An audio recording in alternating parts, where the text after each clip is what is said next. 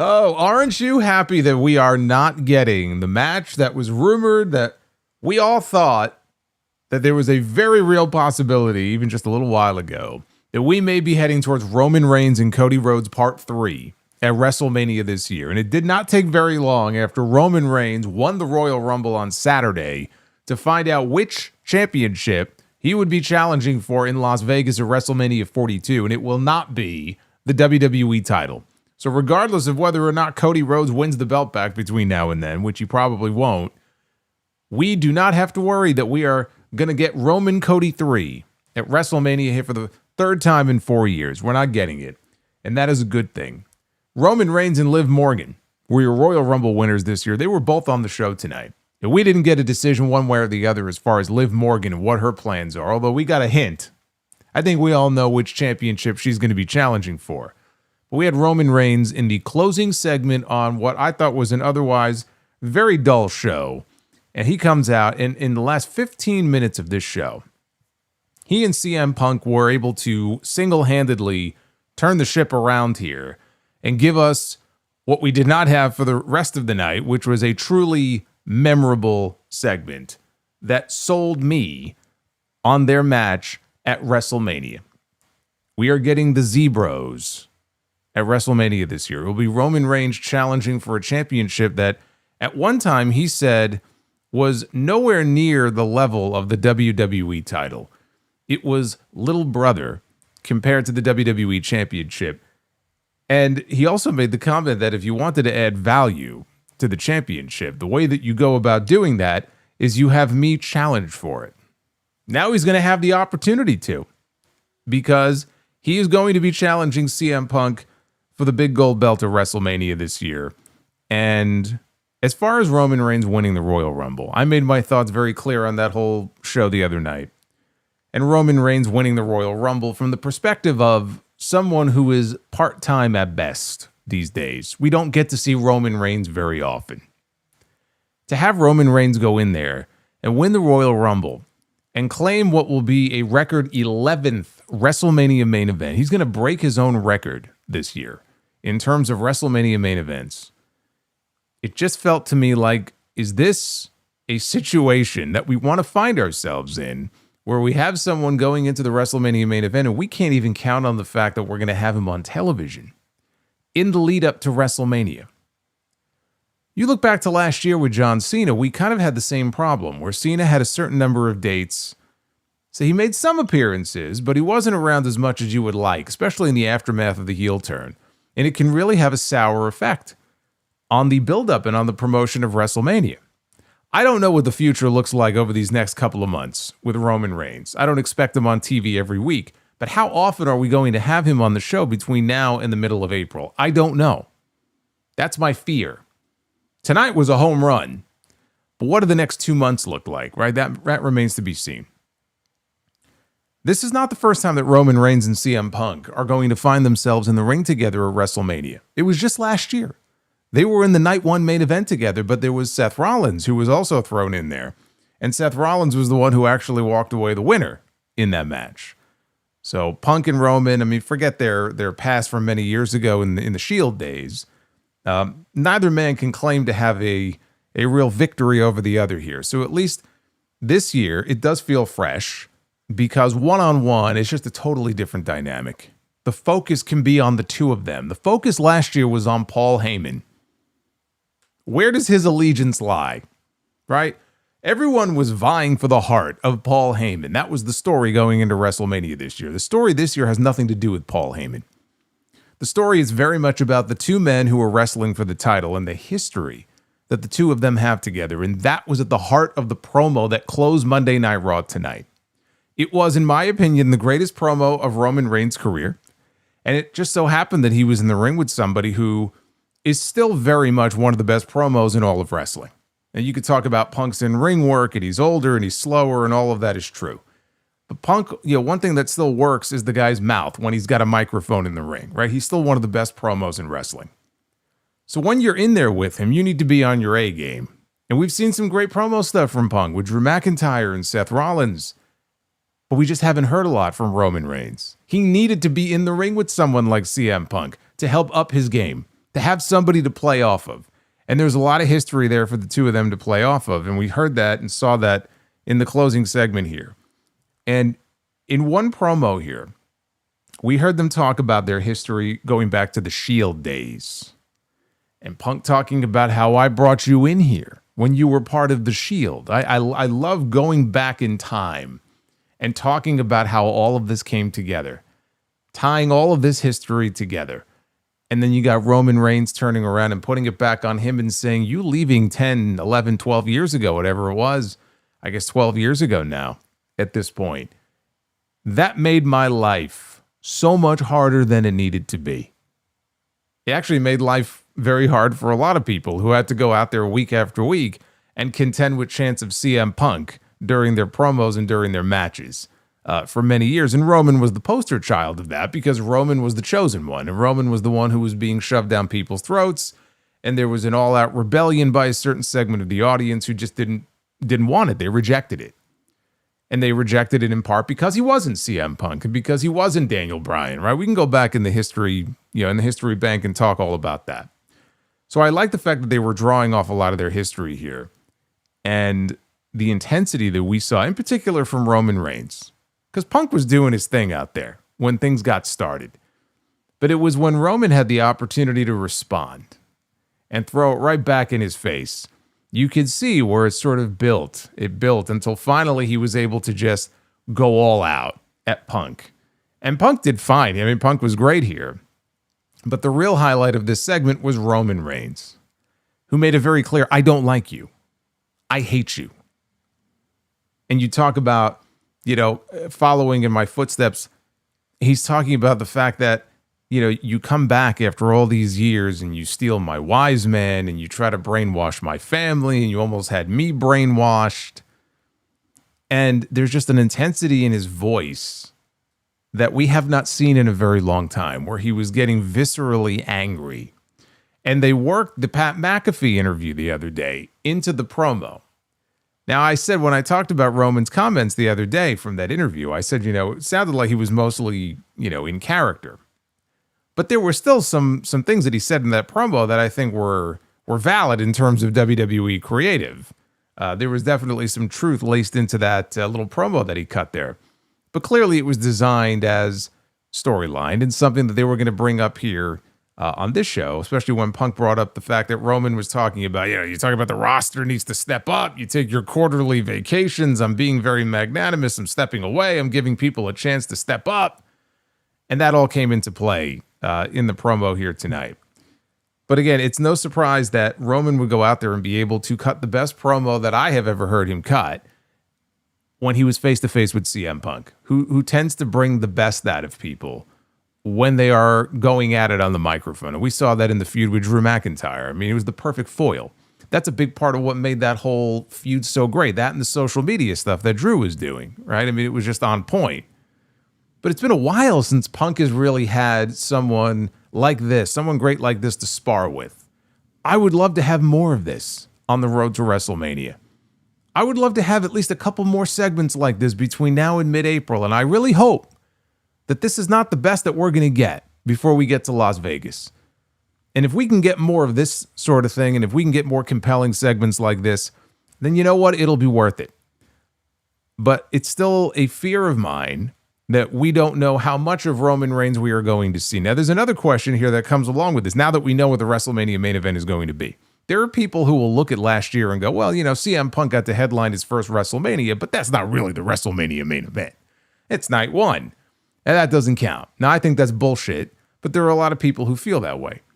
I don't think you're going to need to worry about that this year, because not yet knowing what the Drew McIntyre match is going to be for the other belt, seemed pretty clear to me watching this show here tonight what the night 2 main event of WrestleMania is going to be. I don't think that there is a match they can do on the SmackDown side that is going to be able to, in terms of the star power that they have in this match, and then you watch this promo here, there's no match that I could think of in terms of Cody and Drew and Jacob, Cody and Drew and Jacob and Randy maybe, right? It's going to be some combination of that.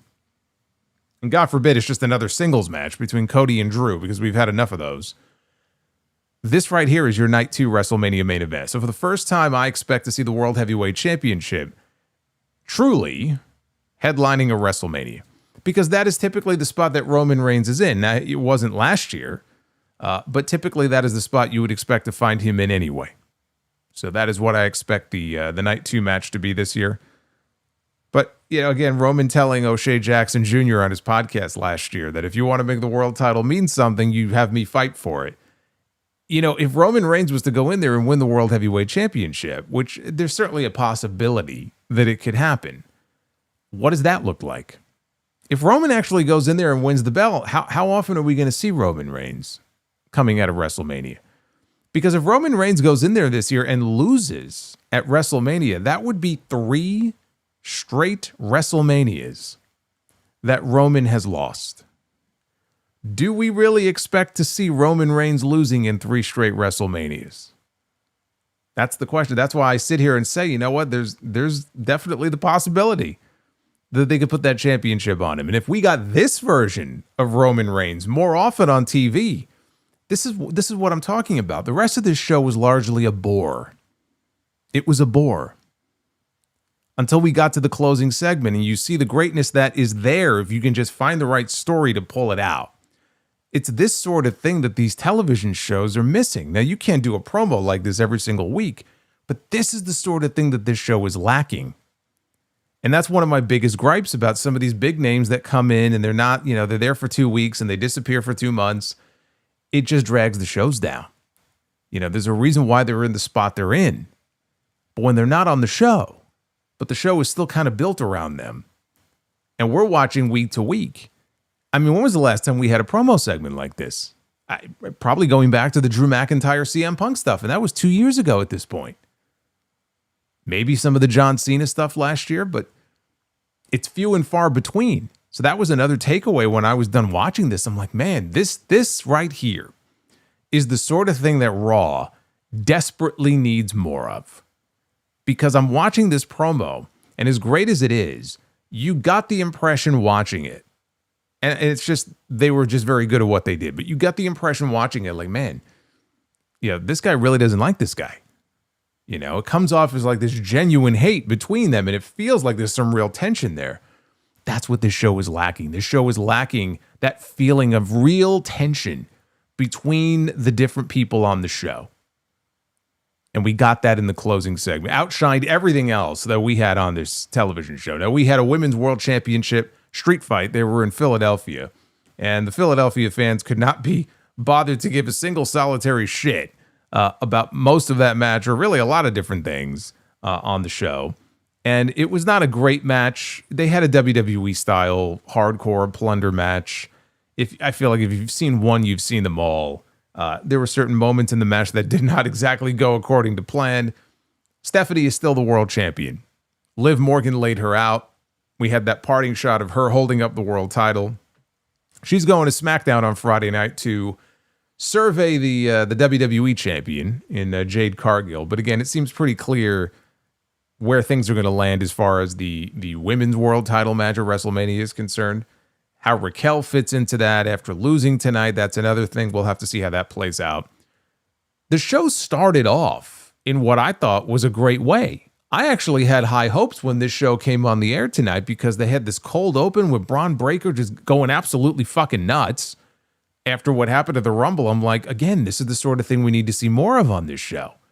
You know, they're stepping outside their comfort zone here in the way they open things, and it gave me hope. And then I saw the rest of the show up until the closing 15 minutes, and I was like, oh, okay. Psych. They faked me out because what we got, again, was very uninspired. But we didn't get any sort of further clarity on the whole masked man angle from the Royal Rumble. They're going to drag that out as long as they possibly can. Obafemi still has not made his decision on where he's going to land. The story is that both general managers are just tripping over themselves trying to sign him, as they should. What they did with him tonight was very curious. I would be very worried if I were the people that were in the ring with him. So we're going to talk about that.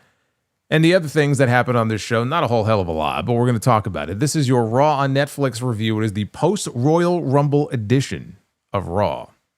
It is Groundhog Day. 2026, I am the Solomonster. Yeah, I didn't even check. I thought I saw that the groundhog saw his shadow. That furry little fucker. I think that means 6 more weeks of winter. Just what we need. But if I'm wrong, let me know. I think he saw his shadow, though. So that sucks. Like and subscribe. Super chats are open. And we have a bonus goal going on in the chat. I will be reading all of your messages as we go along here in the stream a little bit later on. And the Ultimate Rumble Pool. If you participated in our Royal Rumble pool in the private group on Facebook, I think there, oh God, how many pools were there? 38, 39? We had over 1,100 people, well over 1,100 people participate. So if you did, thank you. Shout out to Julian Cannon for putting all that together. He sent me a list of all the winners in their respective pools. What we're going to do a little bit later on is I have a list randomizer. We're going to actually pick 4 winners. So we're going to pick 2 first place winners and then 2 second place winners. And I'll explain how that's all going to work. But there's some prizes I know that he's giving away.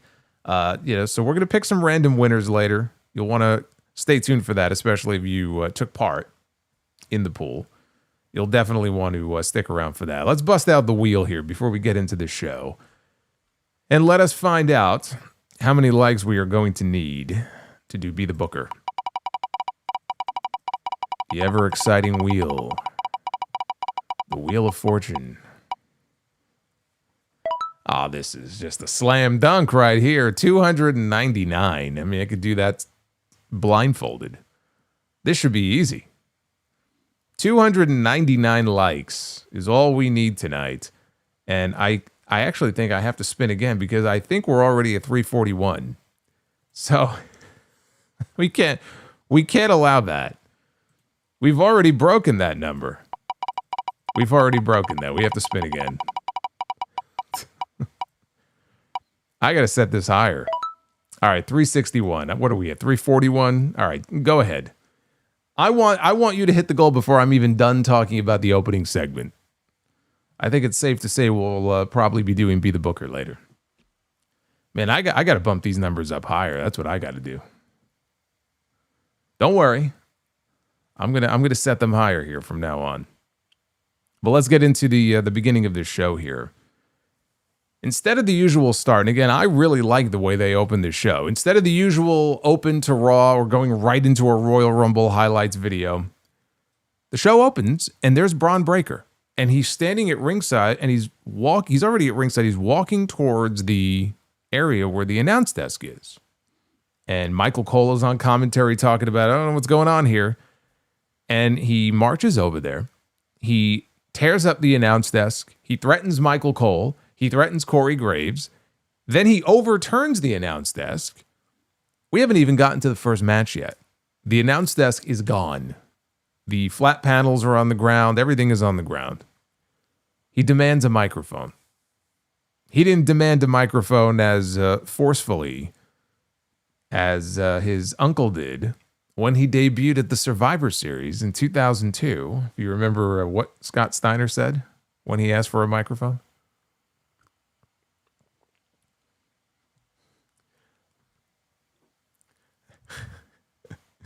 Oh, man. So anyway, Breaker got into the ring and he starts speaking, and the other members of the Vision, no music or anything. They're marching down to the ring to try to calm him down. So they get into the ring and he calls out Adam Pearce, Paul Heyman and the Vision. They're begging him to calm down. Breaker accuses Pearce of ruining his Royal Rumble appearance, so he threatened to ruin Monday Night Raw. He's going to ruin the whole show. If you missed the Royal Rumble and don't know what this is in reference to, Braun Breaker entered at number 2 on Saturday. Before he even got to the ring, he got jumped by a masked man. Triple H loves his hooded figures. And this individual gave him a curb stomp on the floor, put him in the ring, and then he was promptly eliminated by Obafemi. Pretty embarrassing. So Braun Breaker was the first man eliminated in the Royal Rumble. I don't know that he spent more than 10 seconds in the ring. So he was very upset about this. Heyman took the microphone. The Vision is trying to talk Breaker down. Heyman said that this was all Adam Pearce's fault. Pierce has to approve every visa for this trip to Saudi Arabia, so he had to know who the masked man was. And he also accused Pierce, again, of making Braun the number 2 entrant. He blamed him for that. Breaker grabbed the microphone, and he gave Pierce until the count of 3 to come out. And he counted 1, he counted 2. Adam Pierce then comes out. He's just guarded by a wall of security standing in front of him in the aisle. And Pierce reminded them that the Rumble drawing was random. You chose number 2, okay? So you can't blame me for that. It was random. You picked the number. That's on you. He also brought up that the masked man stuff, and he said, you know, the last time we saw the masked man, it turned out to be Austin Theory. And Breaker turned to Theory like he was wondering, hey, wait a minute. And you see Bronson Reed just, you know, talking to Breaker going, it's not him. Don't worry. It's not him. Pierce said, though, I'm going to give you a gift. And I'm going to let you keep your job after that piss-poor performance at the Rumble. So Breaker snapped at that point. He scrambled up the aisle. He actually, in getting out of the ring, he was so intent on getting to Adam Pierce. He actually tripped getting out of the ring and almost fell flat on his face. But he got back up to his feet. He went down the aisle, and he was stopped by Bronson Reed before he could tear through security. Pierce, at that point, disappeared. All of a sudden, we hear LA Knight's music. And LA Knight, he appeared from the crowd in the ring. He blindsides Austin Theory and Logan Paul with chair shots. Bronson Reed chased them off. And a very upset Braun Breaker, still in the aisle, is looking at Paul Heyman and going, what are we doing here? What are we doing here? And at that point, security sort of parted the Red Sea, and they allowed Breaker to head to the back without incident. And then at that point, they pitched it to the Royal Rumble highlights video. So I thought that this was a great start to the show. I love this cold open. I love it when they go outside the box in terms of how they open these shows. They do something different. They make it feel like, man, something like a very tense situation here. This guy, he's going to snap. There's no telling what he's going to do. It kind of reminded me, there were many years ago, if you remember, after WrestleMania 31, that was where Seth Rollins cashed in his Money in the Bank. Brock Lesnar came out on Raw the very next night. And he was already in his... I remember being in the crowd, and when Brock came out, the pop that he got just for being in his gear, just the idea that, holy shit, he's going to wrestle on Raw, people couldn't believe it. But he was just so beside himself after what happened the night before. He was ready to murder somebody. And they gave us that phony match with him and Rollins that never really got started, and Rollins ran off. And Brock was just looking for people to kill. Remember, he gave Michael Cole an F5. His shoe went flying. He beat up this planted cameraman. So it's been a while since we've had a segment like that on the show here. And Breaker, I thought he was very, menacing out there, as he should be. As he should be. This is exactly the sort of thing I wanted to see them do with him coming out of the Rumble, because why wouldn't he be embarrassed? He should be ready to murder Adam Pierce. Or whoever the masked man is. Again, we still don't know. So I thought they handled this very well here. Again, we didn't get any more clarity on who the masked man is. That'll come in due time. They're going to milk that for a little while longer. I also love how Adam Pierce could not have possibly given less of a shit about how upset Braun Breaker was, and just mouthing off to him like a wise ass. He's got some brass balls. Yeah, when the GM has some balls and stands up to these guys, I like that. I like that. I think that's great. I think Adam Pierce is actually great in this role. He's already been doing this for 5 years? I think he's been in this role. Going back to the Thunderdome era, and even I think before that. He's been the Raw. I don't know if they were calling him the GM at that point, but he's basically been the Raw GM probably longer than anybody else has been. Right? We've had a bunch of people in this role. I don't know that any of them have been in that position longer than Adam Pierce. So he certainly has an argument for being the best GM they've ever had here on this show. I used to say it was Eric Bischoff, but even Bischoff was only in that role for 3 years? Before Vince put him in the back of the garbage truck and off he went. So I thought Pierce actually here was great. I would say that he's got a beating coming, but that would require them to then at least suspend him. And we already got the angle where he was suspended, so I don't really see the point in doing that again. But it just feels like they're building to some sort of confrontation between him and Adam Pearce, and I don't think it's a match. So I'm not sure what else, short of him killing him, I'm not really sure what else can be done here, but I just loved how sarcastic he was. So we had Javon Evans. He was out there for the opening match against El Grande Americano. This was the match, if you remember, that was stopped 2 weeks ago when it looked like Evans might have been injured, which thankfully he wasn't. Oh. It's the second time tonight. That is now the second time tonight that I've had to hear that music. My curiosity is killing me just like a cat would be killed by the curiosity, yeah. It's one thing to hear it on the stream, but to hear it again on my TV. Ugh. My curiosity is killing me just like a cat would be killed by the curiosity, yeah. We need some Macho Man to cleanse the palate after that. It's this feeling of just this internal pain, like a physical pain that I can feel. Evans had a wrap on his right elbow. He had some kinesio tape on the back of his neck. He was holding his ribs. I mean, he's like the walking wounded out there, but he didn't wrestle like it. He was wrestling like nothing was wrong. But you would think that he had, various injuries. He was the Iron Man in the Men's Royal Rumble this year, which was 41 minutes, which, I mean, it's a decent amount of time. Usually when you think of these Iron Man records, it's closer to an hour. Charlotte actually, she won the Rumble last year. Charlotte was probably in the Women's Rumble for about an hour.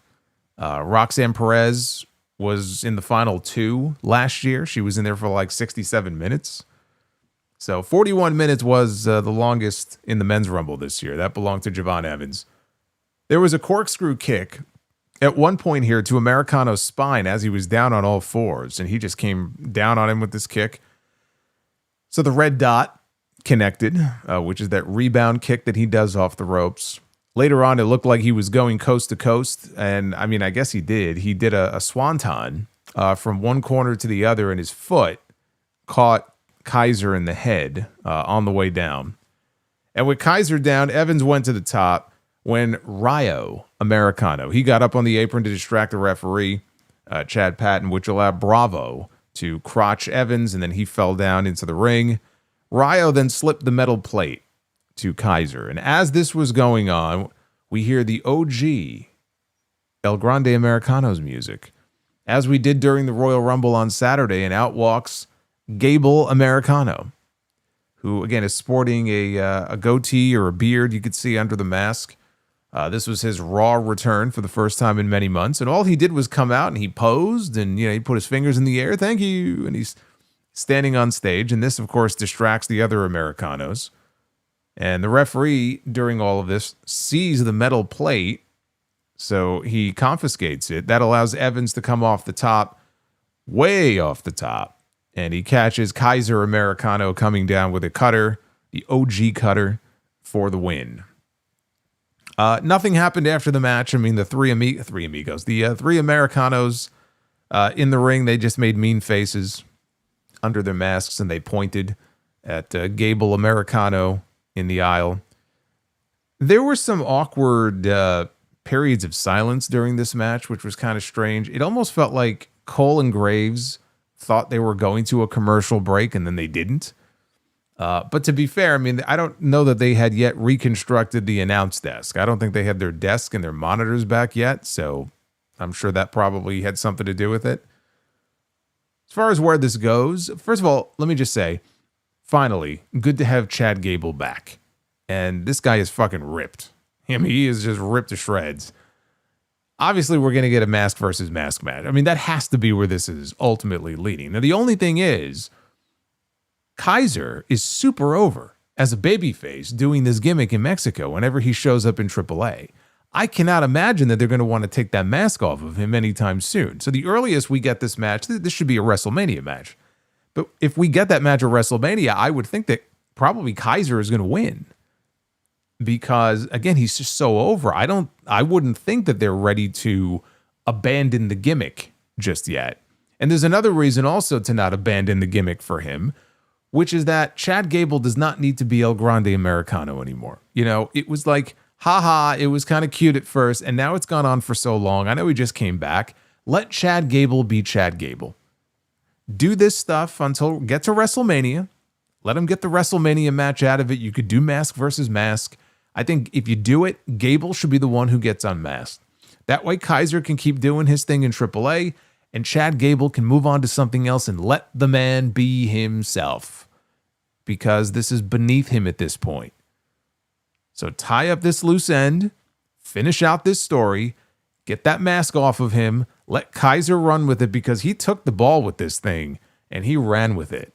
So let him keep doing it and get Gable the hell out of that mask. Hopefully that's the same idea that they have in their head. Now, after a commercial break, this was great. They played AJ Styles music. And I'm like, oh, he wasn't advertised for the show, but this makes sense. If he is retired, we should hear from him. We got no speech. We got no promo. We have not heard a word from AJ Styles since the Royal Rumble when he lost to Gunther. So they play his music, and it's not AJ Styles. It is Gunther. The only thing I wished about what they did here is that Gunther would have had special gloves made, like with his logo on them to do the thing that AJ does with his hands. That's the only thing that would have made this better. But he walks out and he does the AJ pose. And he's just got this huge shit-eating grin on his face. It was fucking great. He trolled the shit out of these people.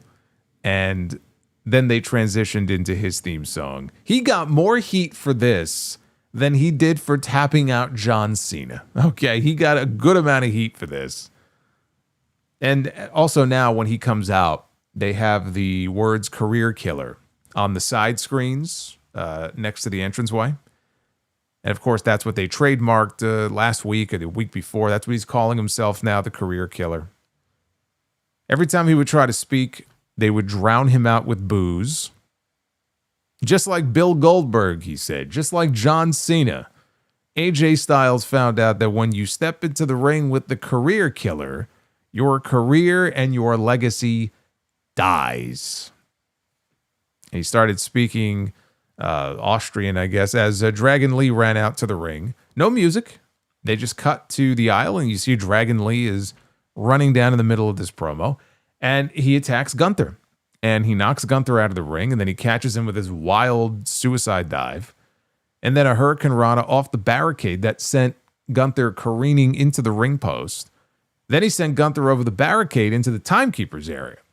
So now Dragon Lee, who of course was tag team champions with AJ Styles. So he's very upset that Gunther is out here, gloating about this. He backs up and he's getting ready to charge in towards the barricade.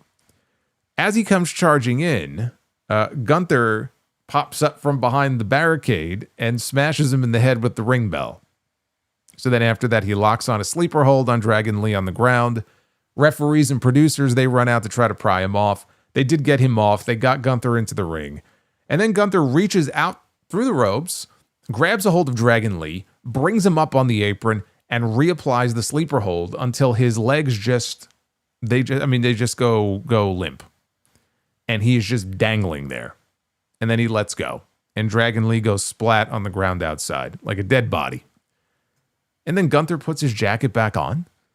And he proceeds to walk to the back, although he did not have the smile on his face that he had when he initially came out here. Shit got serious real quick. He wasn't laughing anymore. But he looked like a killer out there, which is good because he should. That's how he should look.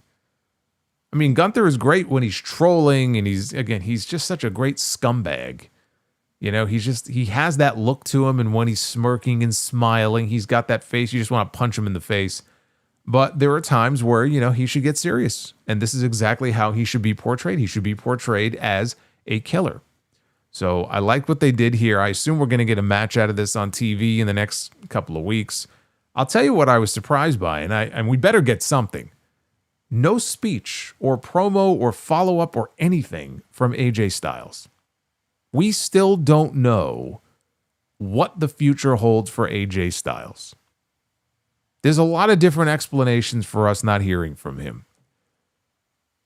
If his contract was up, and he truly is done with WWE, there is still the possibility that we will see him pop up somewhere else and wrestle more matches. I don't know that I am as confident about that now as maybe I was a few days ago. A lot of people are saying he's really done. You got people in WWE who were there with him in Saudi Arabia saying, oh, I talked to him and I take him at his word. Triple H said it. No, he's done. He's done with the in-ring. I think he just wanted to be done. We thought we would have him for longer, but he's done. Maybe he is. But especially if that's the case. Because if it's not the case and he's leaving and going somewhere else, then I totally understand it. And we may not see him on TV again. But if he's done, we got to hear from him.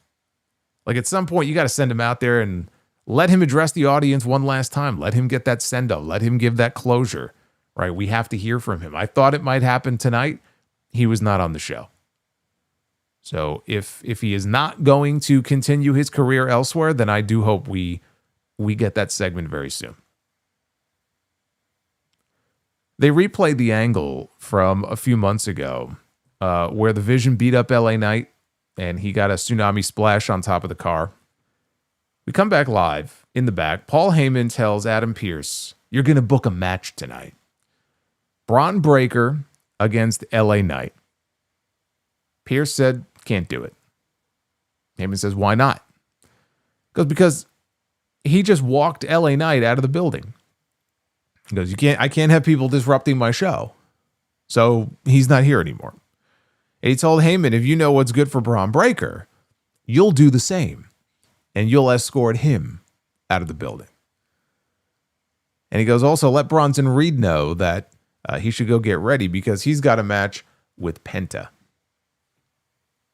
Heyman asked him if he had a clue as to whom you are speaking to and in what city you are speaking to him in. Of course, the city they were in tonight is a city that Paul Heyman will forever be associated with. The city of brotherly love. The city that booed Santa Claus once upon a time. And Pearce told him FAFO. Which, the significance of that is that's the same line that Heyman used on him, I think it was on the pre-show, on Saturday. So Pearce threw it right back in his face. Adam Pearce has had enough of the Vision's shit. That is one of the big takeaways of this show tonight. He has had it with the Vision shit. And it's a little awkward because if you think back to last week, when he invited Braun Breaker back to the show from his suspension and he reinstated him. I figured he would reinstate him and then say, hey, by the way, you're going to be number one, right, in the Rumble. He reinstated him. He was very nice to him and Heyman and all the members of the Vision. You're all going to be in the Royal Rumble. And there was no shoe that dropped. There was no like, oh, by the way. And it was like, does this have to do with that mysterious phone call that he got? Saying he's gotten to. And he was just being very nice to the Vision. There was never any real follow-up to it. And then this week, it's the complete opposite, where he doesn't have a care in the world. He's like, you're lucky I don't fire you for embarrassing yourself at the Rumble and being eliminated. Now you can leave the building. FAFO. It's a big change in demeanor for Adam Pearce from one week to the next. But I mean, I like the story they're telling with him. I think he's very good in the role. And as far as the Vision goes, the most interesting part about the Vision right now is actually the Adam Pearce, Braun Breaker stuff. I want to see where it goes. After the break, Breaker was freaking out backstage as Heyman tried to calm him down. He said, no, I don't care. And Breaker, he exited. I presumed he exited the arena, which I guess he did because we didn't see him again for the rest of the show. As far as the Masked Man stuff, I don't know where it's going to lead. My guess is, first of all, it was not Seth Rollins in Saudi Arabia. Whoever played the role in Saudi, it almost doesn't even matter because it's going to be, it could potentially be someone completely different when we get the reveal. It literally could be anybody. Anybody. Although that person would have to have facial hair because the masked man from Saturday had facial hair. I joked on the stream the other night during the Rumble review. I'm like, watch it be Logan Paul. Because Logan Paul last week was very deferential towards Braun Breaker. He was the one who stood up in that backstage segment and said, you know who I think should win the Royal Rumble? Braun Breaker. So like they were all in solidarity that like, we're not going to win. We think Braun should win. Which is like the opposite of what you would expect someone like Logan Paul to say. So if it ended up being him, I actually wouldn't be terribly I only threw it out there like half joking, but who knows? It could end up being him. It could end up being Seth Rollins, and they're just going to drag it out until Seth is medically cleared. It could very well be Seth. And we don't get the reveal for another, month and a half. Who knows? It's kind of pointless to speculate on it because I don't even know if they have settled necessarily on who they want it to be, but it definitely gets people talking. Now, back in the arena, this right here was quite the segment. It was the Big Show, says Punjabi Playboy. Really? Maybe if you put him in the dryer for a few hours, then maybe it would be the Big Show. Let me tell you something. Big Show didn't move like that when he was younger. And if you've seen the Big Show move around these days, he don't move around like that. In the arena, the War Raiders got the jobber entrance. They were already in the ring. Eric and Ivar. When was the last time we even saw them on TV? Feels like it's been a couple of months. They're in the ring. They're waiting for their opponents. There is a scheduled match. I don't think they ever told us who the scheduled opponents were. But Michael Cole and We're getting there. We're getting very close to that segment. Yes, thank you. Deathside, thank you. He's jumping the gun here. They get the jobber entrance. And instead of their scheduled opponents, they play Oba Femi's music. Now, Oba has been rumored to be landing on Raw, but they're doing the gimmick where, wait, what's he doing here? Right? He's not supposed to be here. He's a free agent. Adam Pearce and Nick Aldis, they're fighting over, who's going to sign this man. But he'll probably end up being on Raw. But he comes out, gets his full entrance. He's not supposed to be there. This is completely unscheduled. So he dances down to the ring. I guess this is his official Raw debut. And Oba immediately goes to work on Eric and Ivar, like a one-man wrecking crew. And he hits the fall from Grace, which is like that pop-up powerbomb that he does. Drops Eric like he's a lightweight. I mean, he's lighter than Ivar, but he's still a big guy. So he drops him like a lightweight. And I thought they were going to do some more. I thought he was going to go do something to Ivar. That was it. He stood there and made some weird faces, and they played his music, and he posed, and that was the end of that.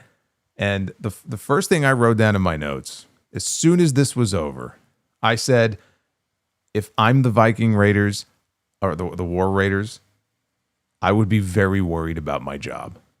This, and I'm not even joking, this segment, it felt like the kind of segment that you would see on a Monday. And then on Tuesday or Wednesday, you would hear like so-and-so has been released and is wished well in their future. And we've seen them do this before. We've seen them do it with not just people on Raw and SmackDown, but on NXT, where they'll be in a match on like a Tuesday. And within a day or two, they're gone.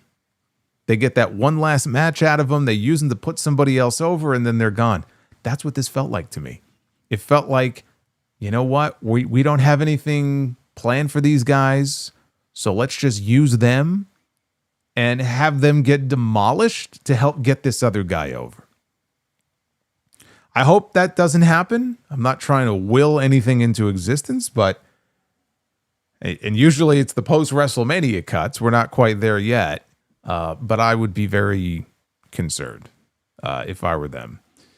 But it also, to me, shows just how little they care about an already very depleted tag team division, that they have not lifted a finger to put any sort of effort into. I mean, the tag team divisions on both shows on the men's side. The women's tag team division is actually the strongest tag team division of any in all of WWE. And how the fuck did that happen? But that's where we are right now. The SmackDown tag team division is putrid. The Raw tag team division is also putrid. I think that's a good word for it. There's just nothing going on. They're building to a tag team title match, I believe, next week with the Usos against Otis and Tozawa. That is the big match that they are promoting. It is dreadful right now. And I'm not saying the Viking Raiders have been a very big part of that division recently, but they are one of the few teams in the division. You just sent them out there to be demolished by one man. When you send a credible tag team out there, and credible may be stretching it the way they've been booked lately, but, you know, look, they've been a team for many years, former tag team champions, so they have some degree of credibility on this show. When you send them out there, and I know Oba's a big guy, he's a special talent, but still, it's 1-on-2, and he beats an established tag team? I mean, what does that say, A, about the team, and B, about your tag team division? You know, I never understood that. I remember years ago when Ryback started to get hot on TV. They had him going out there, and he was beating jobbers, then he would beat 2 jobbers, then he would beat 3 of them. He was beating guys in 3-on-1 handicap matches. And it got over. He got over doing that stuff. You could always do something like that with Oba. I mean, you got plenty of people that are down there in developmental who nobody would even know who they are right now, you know, or people who are just getting started. And this would be a great role for them to send them out there like lambs going to the slaughter. And it would be fun just to see Oba throwing these guys around, to use the Viking Raiders in that spot at a time when you need to be strengthening the tag team division. All they did here tonight was weaken it. I don't really understand that, but I guess if they were to be on their way out, I guess it wouldn't matter. But we'll see where Obafemi ultimately lands. I'm assuming it will be Monday Night Raw. We got a Finn Balor video promo talking about being taken for granted. This is what happened in Belfast. That wasn't a one-off. That great match that he had, even though he lost. But he had a great match with CM Punk. Because that wasn't a one-off. I've been showing up and showing out my entire career. Yet Adam Pearce tells me that the Royal Rumble is full. Says, so it looks like the respect only gets you so far in this business. He wants the World Heavyweight Championship. He doesn't think that he's a bad guy, but at this stage, CM Punk, I'm willing to do bad things. So it looks like we're going to get that probably at the Elimination Chamber. I mean, I guess they could do a TV match, but you got Punk in Chicago. He's going to be on that Elimination Chamber show. What else would he be doing? He doesn't have to be. He's not going to be in an Elimination Chamber match because we now know who he's defending the title against at WrestleMania. That's already been established. So CM Punk against Finn Balor sounds like the Elimination Chamber match. And then after this, we had the Bella Twins. Now, if you missed the Royal Rumble, Nikki Bella was in the Royal Rumble, and you know who else was in the Royal Rumble? Brie Bella. We've not seen Brie Bella on TV in many years. Brie Bella seemed to be of the impression that the reason WWE wouldn't hire her and bring her back was because her husband worked for AEW. Evidently, that's no longer an issue. Or she was wrong, because now she's back. She came out there as a surprise at number 29 in the Women's Royal Rumble and got the biggest pop of anyone on the show. People went nuts when she came out. They were putting their fingers in the air. I mean, no joke. This is what you heard when Brie Bella came out at the Royal Rumble. That's what you didn't hear, Macho Man, but you heard people chanting yes. And so I said, like, if this was supposed to be a one-off, there's no way. Like, I figured it probably wasn't going to be a one-off, but if it was, ain't no way that was going to be a one-off after the reaction she got in Riyadh. So here comes Nikki Bella. She comes out first to her music. And then we hear Brie mode, and out comes Brie Bella. Did not get the kind of reaction she got in Saudi Arabia, but they got a positive reception. And they make their way down to the ring. Now I'm going to have to hear this every single week on TV.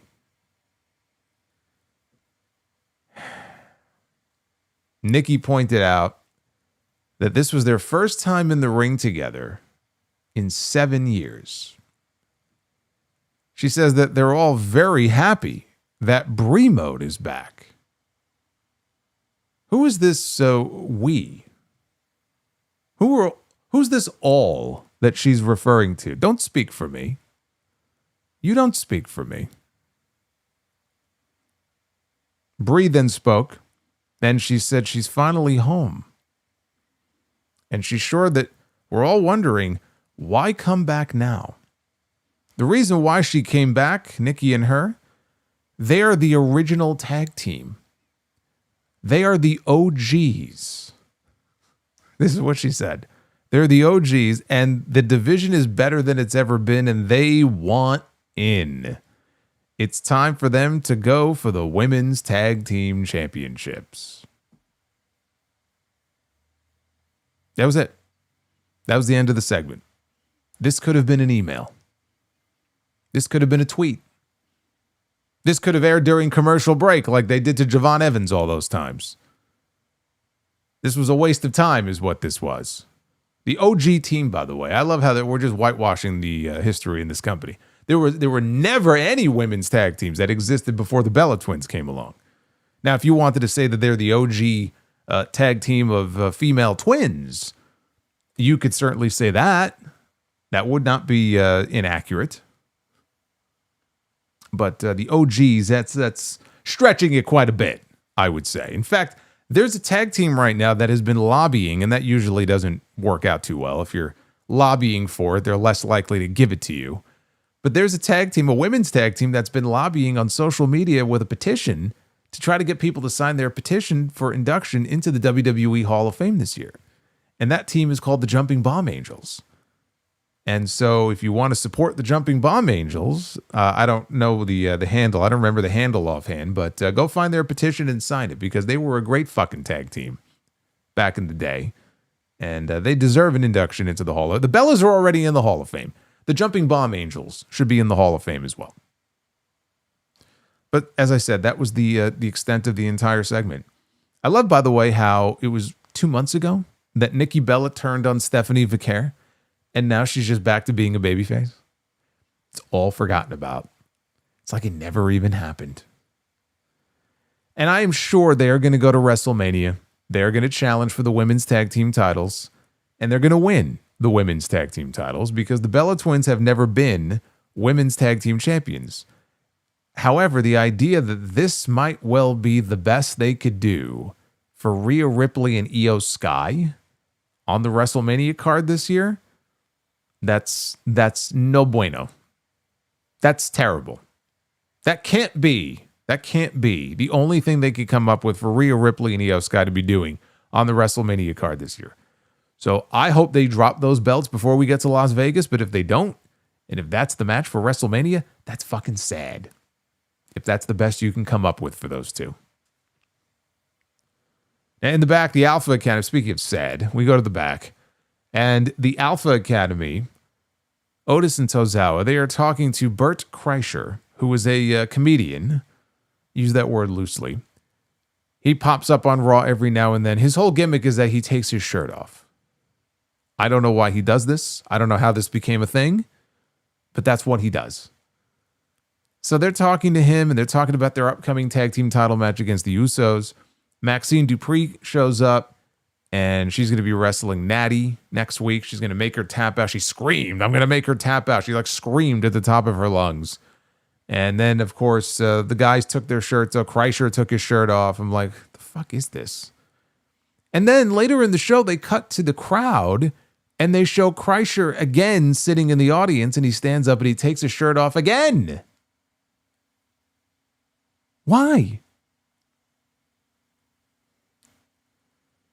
We had Penta against Bronson Reed, who had the Vision out there with him, all but Braun Breaker. They went to commercial almost immediately after this match started, as is customary for this show. You can set your watch to it. So Reed hit a power bomb into a power slam for a 2 count. Penta, though, backstabbed him down. Austin Theory jumped up on the apron. So Penta took him out. And in the process, the referee got bumped. Now, Penta hits a big dive out to the floor. He charges into the ring right into the jagged edge, which is that Death Valley driver that Reed hits. He drags him over to the corner. He goes up top. Tsunami splash. There's no referee. The referee is still on the outside, and he's woozy. He's laying on the ground. So Reed heads outside to go grab a chair over by the timekeeper's area. Picks up this chair, and you could hear a commotion in the crowd. We can't see what it's about. We don't know exactly where it's coming from. It's LA Knight. LA Knight has reemerged. We thought he was gone, but he's back. And he ends up delivering a BFT onto the chair, and now Reed is laid out outside. And then Knight retreats into the crowd, and we have Austin Theory and we have Logan Paul chase after him into the crowd. So now, of course, the referee gets back into the ring, and Reed is down outside. He's all groggy. The referee begins to count. Paul Heyman is trying to explain to him what happened here, but the referee's just counting. He don't care. And Bronson Reed tries to get back to his feet, and he does. And he's about to get back into the ring before 10, but then he just crumbles back to the ground. And Penta wins by countout. Actually got a pretty good reaction.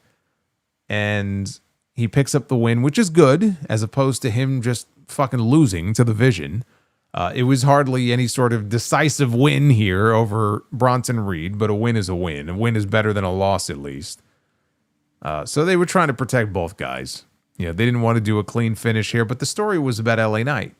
And I like that. LA Knight should be getting revenge on the Vision for what they did to him.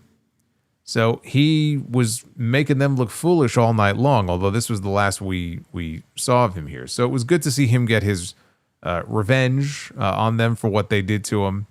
But beyond that, not a whole lot to say about this.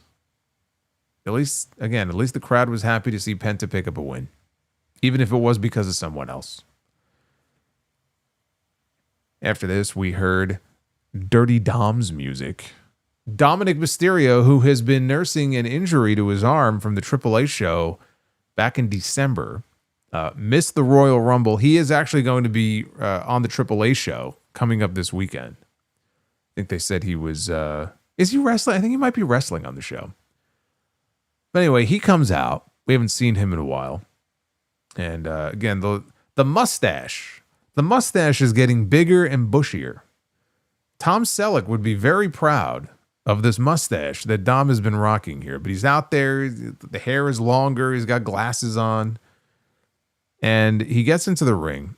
Said the only reason he would come to a place like Philly is so that he can introduce the winner of the 2026 Women's Royal Rumble match. And that, of course, is Liv Morgan. And Liv Morgan comes out. She runs down to the ring and jumps up into Dom's arms. And she said that choosing an opponent for WrestleMania is such a big decision. So that I need time to decide. I might even have to show up on SmackDown on Friday night to assess all of my options. But one thing that I do know is that tonight we are going to crown a brand new Women's World Champion. And with that, she introduces her best friend, her sister, Big Sexy, Raquel Rodriguez. Raquel gets into the ring. She says, it's been an amazing week for the Judgment Day, but we haven't addressed something that happened at the Royal Rumble. And Liv says, what? And she said, why did you eliminate me? And Liv said, look, I know you better than anybody else. Says, you're not the selfish type. You had a title opportunity scheduled for tonight, and now I have a title opportunity at WrestleMania. So a win for one is a win for all. And Raquel agreed, and then she said to her, stay in the back tonight. She said, it's going to make my win over Stephanie that much sweeter when I win the championship on my own. So Liv said, okay, say no more. Go get it. And she left, which made way for Stephanie's entrance. Except I didn't realize at first that it was Stephanie coming out. The reason I didn't realize that it was Stephanie coming out is because they changed her fucking music. Who was asking for this? Who was asking for her music to be changed? They do these things sometimes, and I sit here and I shake my head and I go, why? Why did that happen? What was the purpose of this? Of all the things that could be tweaked and changed and improved on this show, they take things that really it's like things that aren't broken and they break them so that they could rebuild and repair them. There's an expression, if it ain't broke, don't fix it. That applied to Stephanie. Now look, Stephanie's music was generic before, but it was actually kind of a good generic theme. So they have now taken her good generic theme and they have replaced it with a bad generic theme for no apparent reason. She has been def-rebelled. After the break, we got our Women's World Championship street fight. It was Stephanie defending the title against Raquel. Yeah, I think they do it on purpose. How can we make this worse? How can we figure out a way to make this worse? And then they go and they do it. That's it. Anobi, that's it. He goes, here we go. Another generic rock music number 406, just like the late days of WCW. So this Philly crowd, let me tell you, this Philly crowd was church silent for this match until a few minutes in when Stephanie finally went to go pull out some plunder from underneath the ring. As soon as she picked up the ring skirt, there were signs of life here from this crowd. And she pulled out a Slim Jim table. Raquel, though, cut her off before she could do anything with it. So Raquel set the table up herself outside. Stephanie came flying off the ring steps with a Hurricane Rana, but Raquel muscled her up into a powerbomb position and planted her through the table, and then it was right to commercial. So when they came back, Raquel was working over the previously injured ankle of Stephanie, which, by the way, this did not come into play at all for the remainder of the match. She wasn't selling the ankle, it didn't play into the finish, nothing. But she was working it over here. So Stephanie fought back with a kendo stick. She dragged the flat part of the ring steps over kind of towards the announcers. But then she turned around right into the top lid of the announce desk was being launched at her head. So then she got Stephanie on her shoulders, did Raquel, and she rammed her into the ring post. She rolled her back inside. She covered her for a near fall only. And the crowd was still silent for all of this.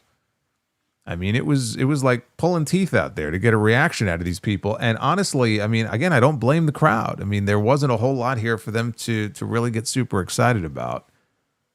And think about this also. The reason they did this is because it was Philadelphia. This was their ode to Philly. But think of all of the street fights and hardcore matches that Philadelphia has seen over the years. Like, I get this is kind of a different audience, but still, think of all of the hardcore plunder garbage matches that you will see in Philadelphia over the course of wrestling history. And then you get a match like this, and it's one of those WWE sanitized style matches that it's the same shit all the time, right? The kendo sticks, the Slim Jim, it's always the same stuff. It's like a formula. It's like a program that someone has written, like a template. And it's just very easy for them to just plug different faces into the template. So what are they supposed to do? I mean, what is there for them to really get super cheerful about here? People are going to shit on the crowd for being quiet. I don't blame them. I would just be sitting there on my hands too.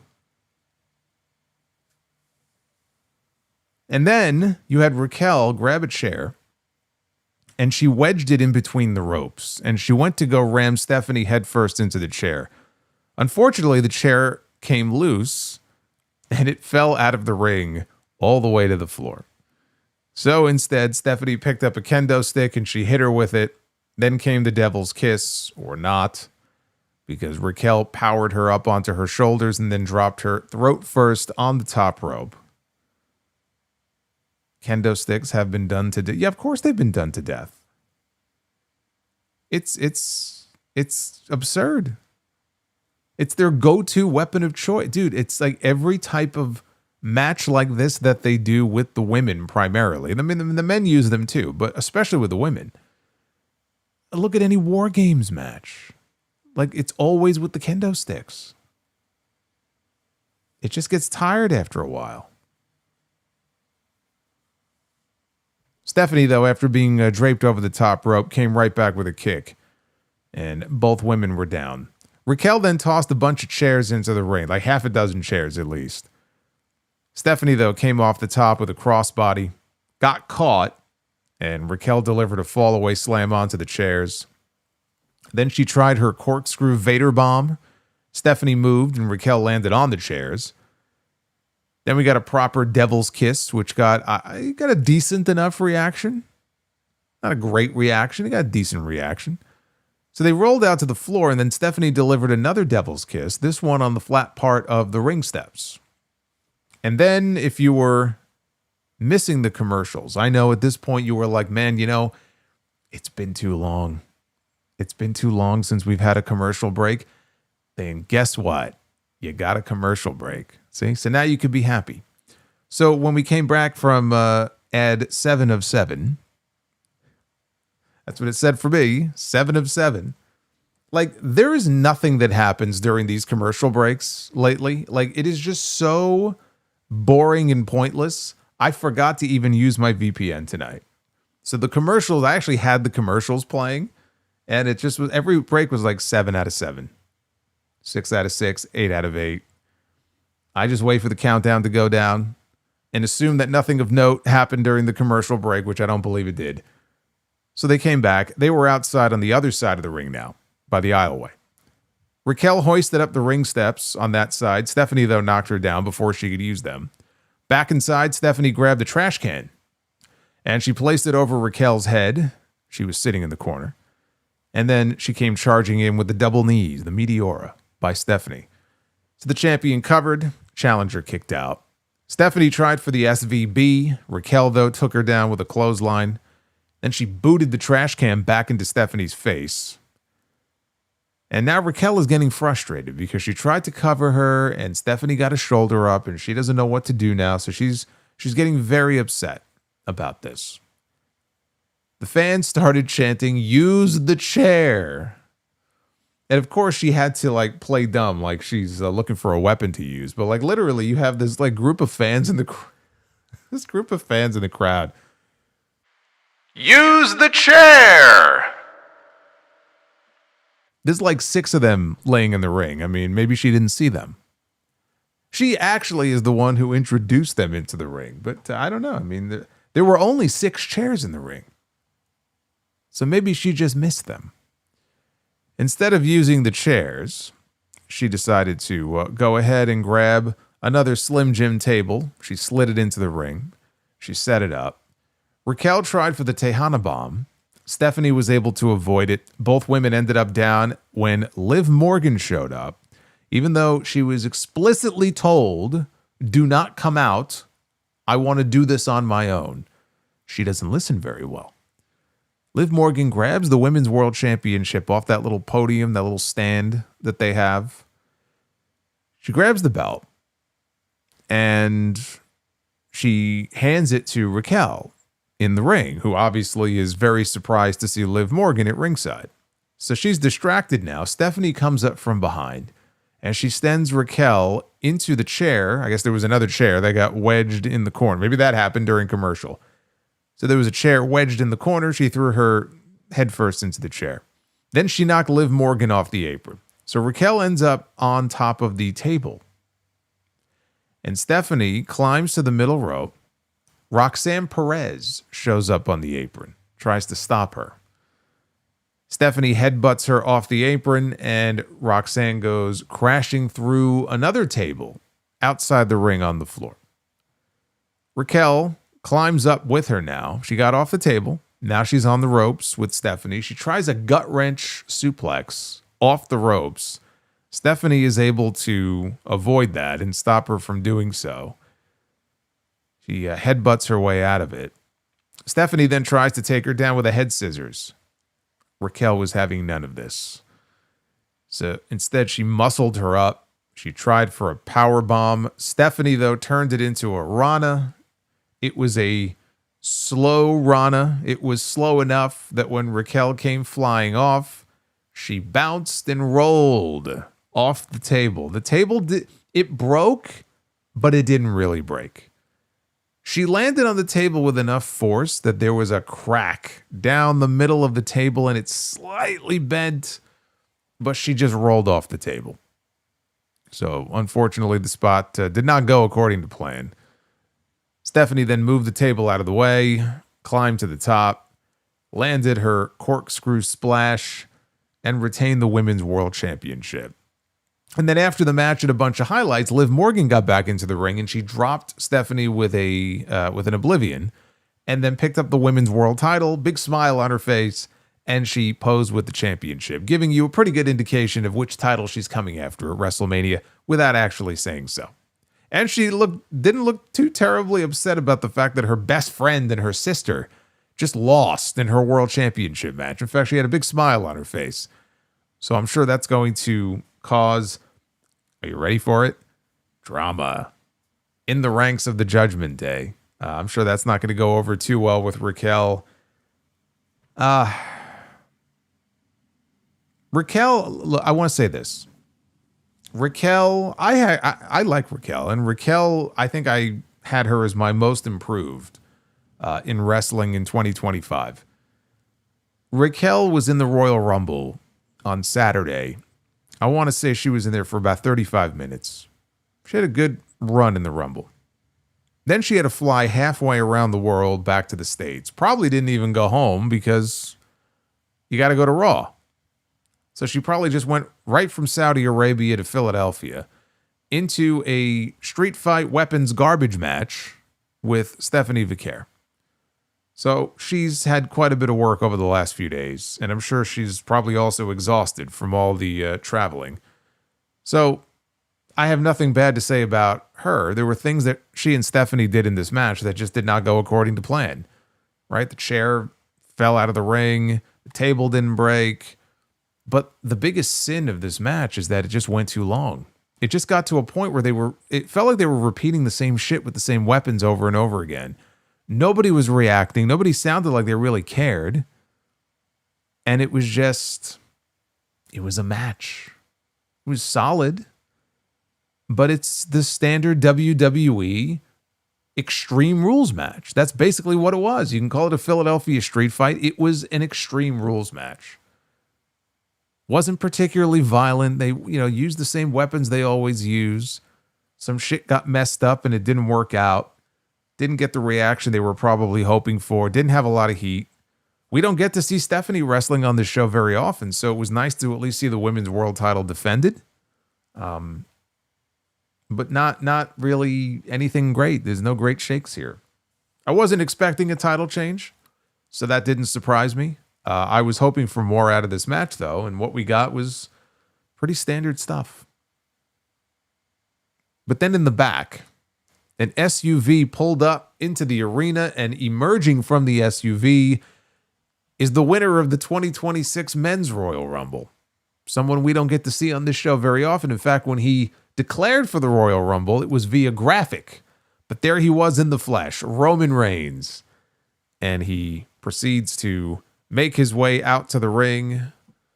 But first, one last commercial break. They come back from break. Roman is in the ring. He's wearing a jacket. He's looking like Sting in the final days of AEW. And he asked Philly to acknowledge him. He said, we've had highs and lows here in Philly. I won my first WWE championship here. But I also lost my last WWE championship in this city. And then he pointed out that he actually won his first Royal Rumble right here in Philly. I talked about that the other night. Won the Royal Rumble in Philly, got booed out of the building, got The Rock booed. Takes a lot to get The Rock back then. Takes a lot to get The Rock booed. But he got booed.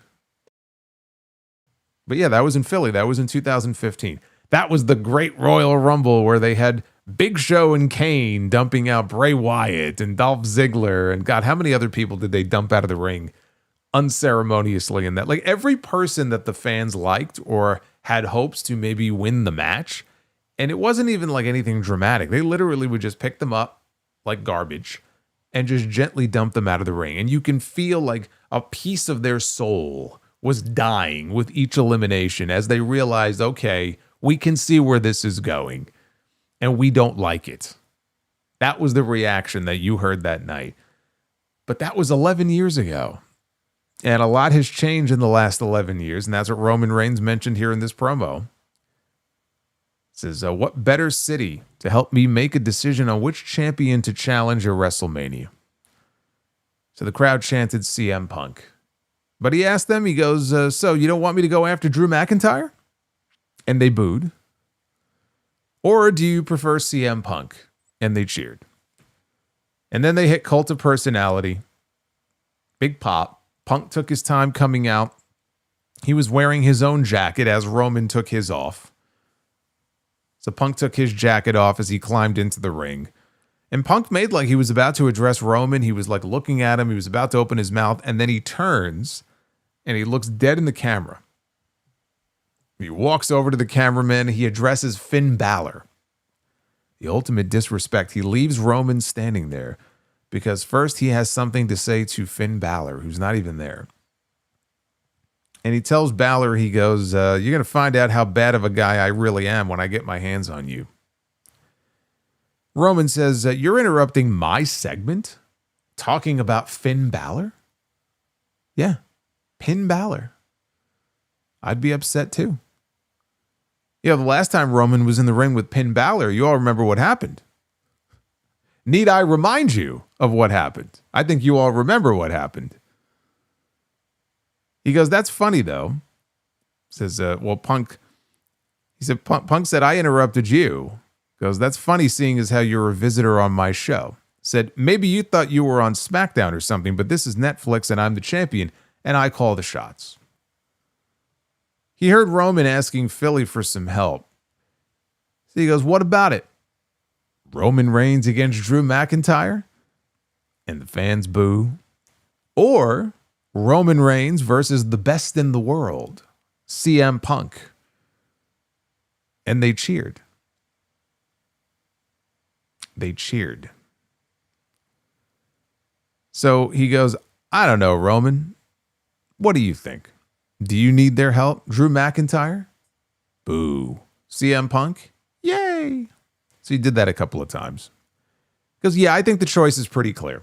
He knows who Roman is picking. Take the easy way out. Go ahead and pick Drew McIntyre. So Roman said, look, I don't like the guy, but you're talking crazy. Said Drew McIntyre is the easy way out? Go, Drew's like 4 times bigger than you.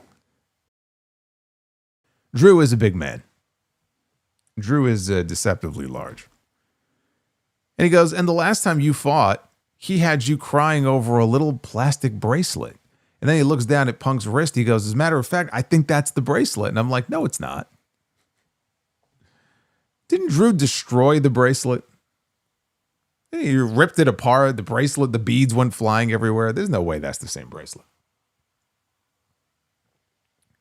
Or they had Drew destroy a dummy bracelet. And maybe that is the real bracelet. But I do vividly remember him destroying it, though, at some point during that angle.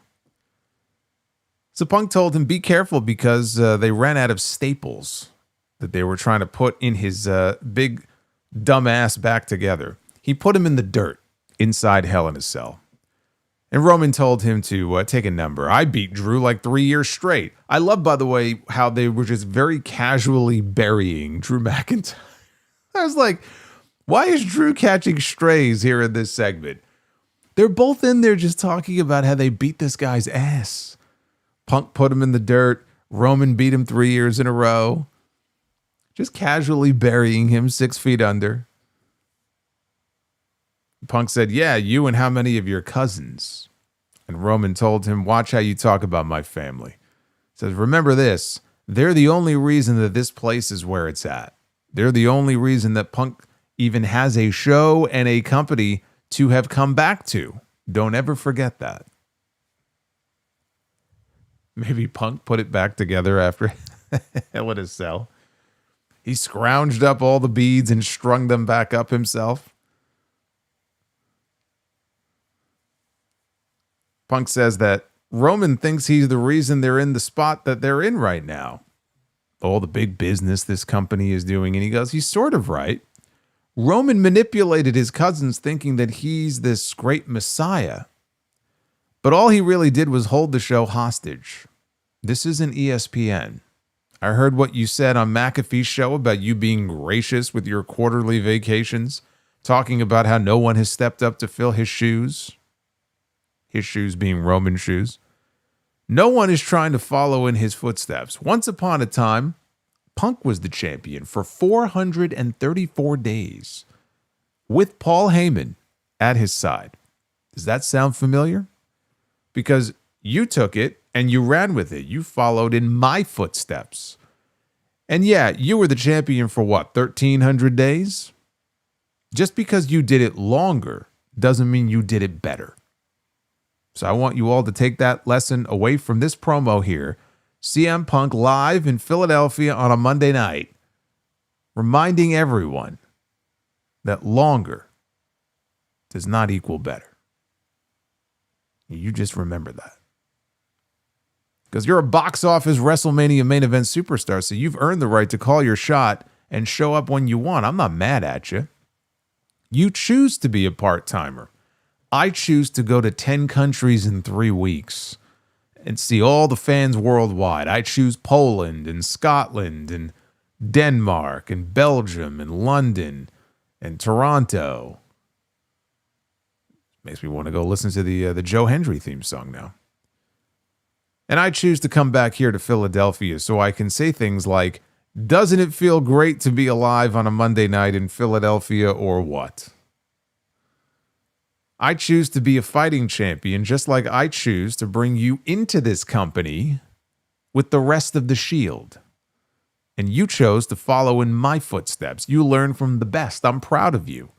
But you've got a decision to make. On one side is a guy that you think you can beat. And on the other is a guy that you know on your best day you can't touch because he's the best in the world. You can go after the man that has made this title and held it down in your absence as the heavyweight champion of the world.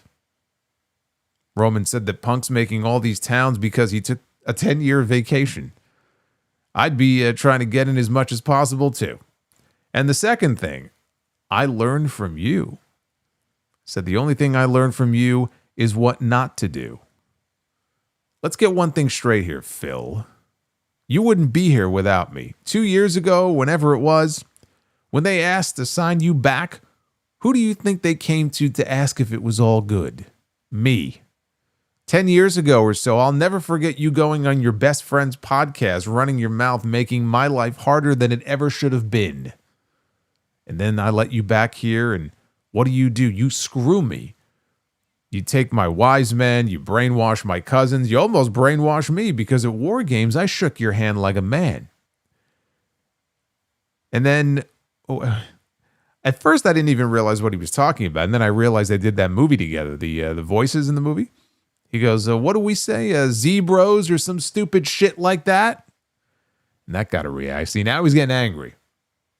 Now this is where he was getting really intense in his promo.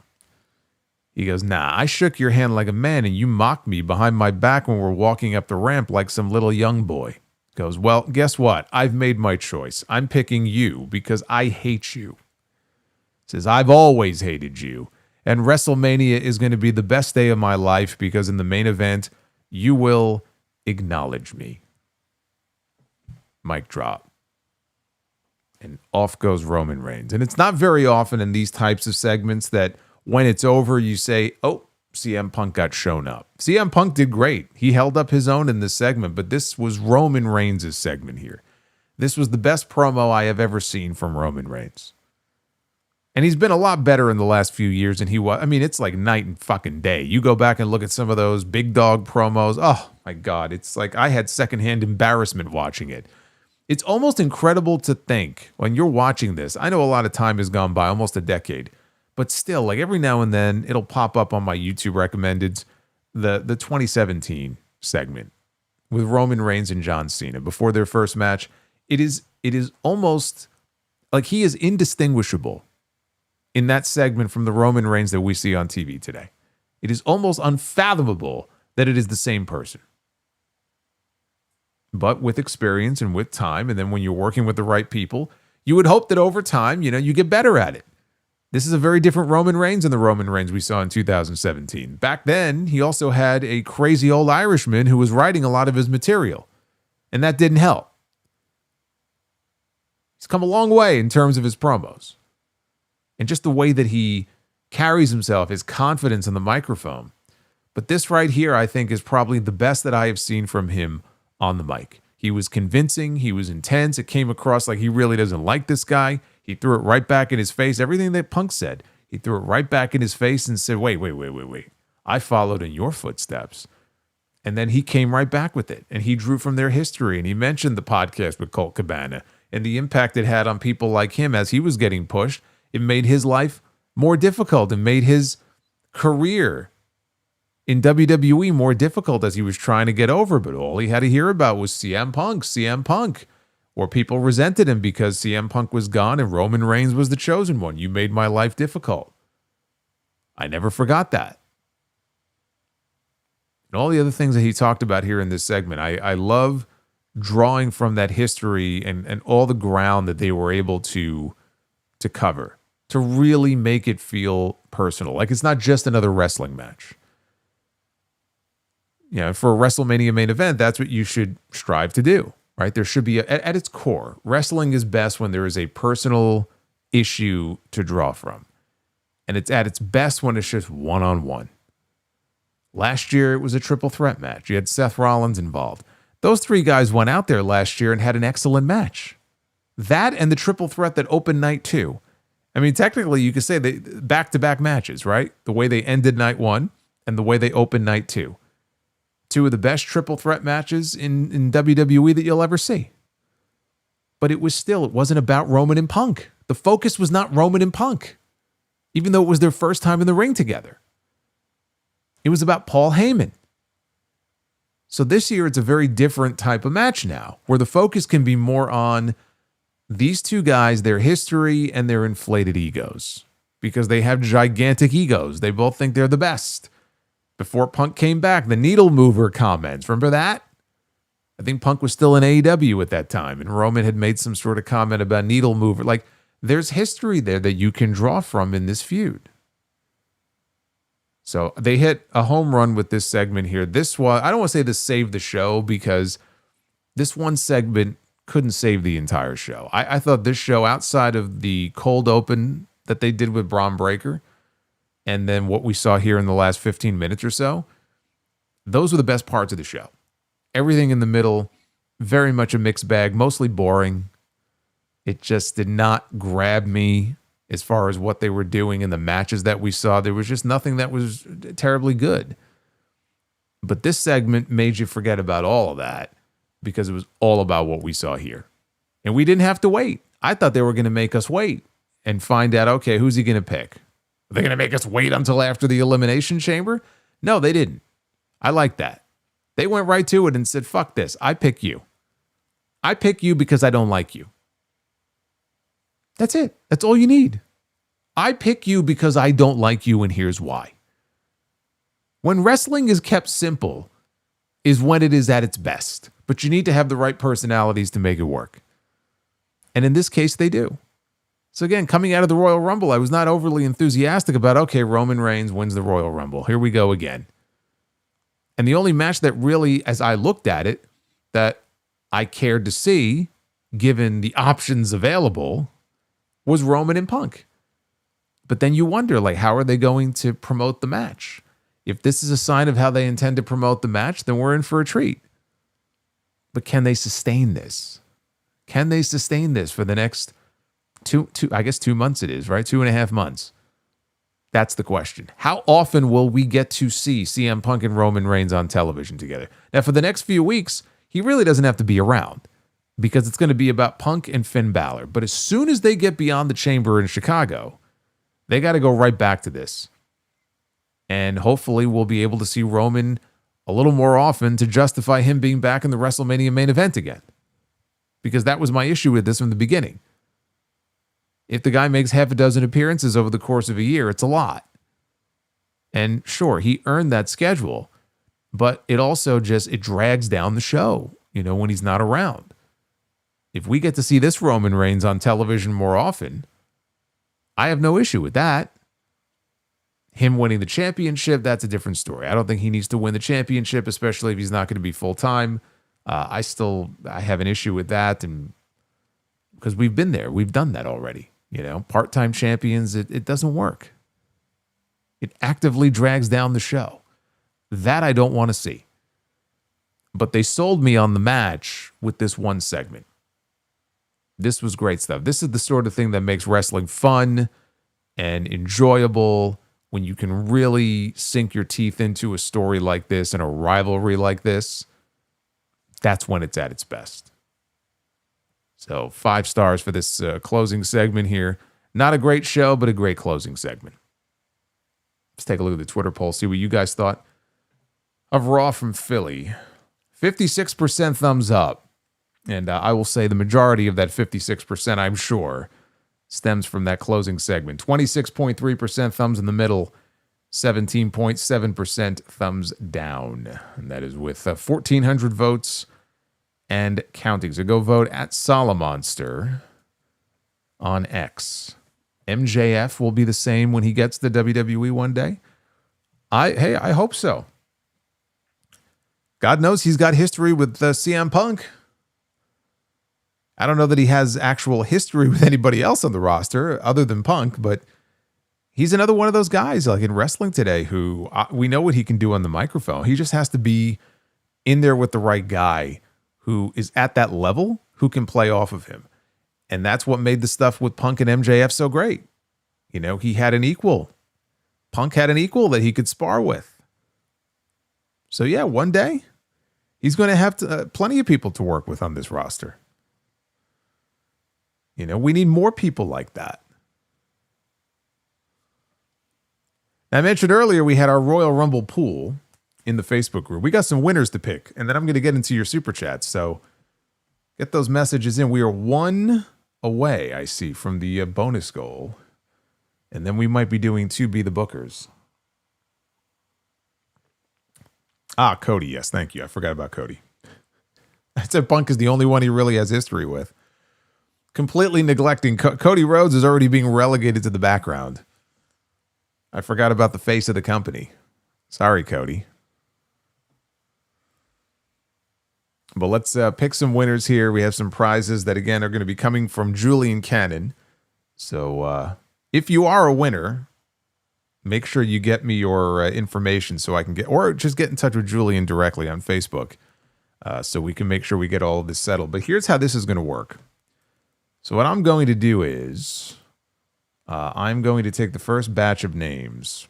Liv Morgan. Yes, Liv Morgan won some wings. Liv Morgan, she won the Women's Royal Rumble from the the number 14 spot. So here is what we're going to do. I'll tell you right now. As you can see, here's the list randomizer. And the way this is going to work is I'm going to paste the first batch of names in here. And you can see we had a whole bunch of winners in the pools. All the way up to 38. We had 38 groups. 38 pools. These were all of the people who drew number 14. Okay? So we're going to start here with this batch of names. And it's very simple. I'm going to hit this randomize button. I'm going to do a little drum beat. We're going to do a drum roll first. When the list randomizes, because we're picking 2 winners here, I'm actually gonna do it twice. I'm going to go back and then do it again. But as far as what that means, first place winners. These are the first place winners that we are choosing here. First place winners are each going to receive a $50 Amazon gift card. How about that? And 1 shirt of your choosing from the Solomonster Sounds Off store on Pro Wrestling Tees. You'll get to make your choice. You'll let Julian know. You'll get the gift card and you'll get a shirt. Not bad. Not bad. So let's pick our first place winner. And we'll find out who's getting that. Here we go. Let's find out. It is the person that is going to be listed in the number 14 spot. And that person is Debbie Croft. Debbie Croft is our first place winner. There you go. Since Liv Morgan won at number 14, we're picking number 14. So now we're going to go back and we're going to, again, this is going to completely randomize. That's how this works. And this will be, this is actually going to be the second place winner now, just so you know. Also from the number 14 spot, Paulie. Paulie, is it... My curiosity is killing me just like a cat would be killed by the curiosity, yeah. Hey, Havili, what's going on, Havili? I was just about to say Paulie Giacominato. I hope I pronounced that right. So, Paulie, you are the second place winner. You are going to get a $25 Amazon gift card. No shirt, but you'll be getting a $25 Amazon gift card. So now what we'll do is we're going to draw from the men's pool. So if you chose the winning number, which was number 26, that is where Roman Reigns entered in the men's Royal Rumble. I'm going to just paste these names in here, get rid of those. And these are the other winners who drew number 26. Look at all these people. By the way, I did not win. Even if I did, I would not be eligible for any prizes. I would withdraw from this part of the pool. But I drew number 4, so I didn't win shit. But anyway, here we go. We're going to pick another first place winner from this batch of names. $50 gift card, t-shirt of your choosing. Who's it going to be? And from the number 26 spot, Chris Galavies. Chris Galavies, you are the first place winner. $50 Amazon gift card and the shirt of your choosing from the Solomonster store. Congratulations, brother. Now we go back and we pick a second place winner for the $25 Amazon gift card. Here we go. Again, number 26. It is Matthew James Barker. Matthew James Barker, congratulations. You have gotten yourself a $25 Amazon gift card. All of the winners, you can get in touch with me or you can get in touch directly with Julian Cannon on Facebook. Get him your information and he will make sure that you are taken care of. And again, my thanks to Julian for putting all this together and picking the numbers and everything. Put a lot of work into that. So I appreciate that very much. Julian is the man. That's a Macho Man one scared the crap out of me before. He sounded like he was on drugs. It was the Macho Man. He probably was. He probably was on drugs. Oh, Mach.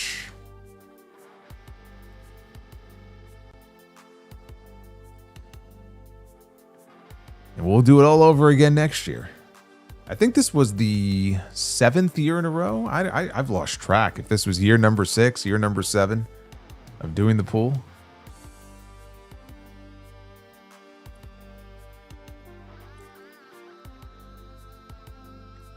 All right, let's get to your super chats. You got a message you want to drop? If you want to show some love for the channel, go ahead and get them on in. Because we are going to go through them right now. Joseph Stewart, I hope you had a great weekend as well, brother. He's reading that Dominic Mysterio is going to be on Raw tonight. Well, you were right.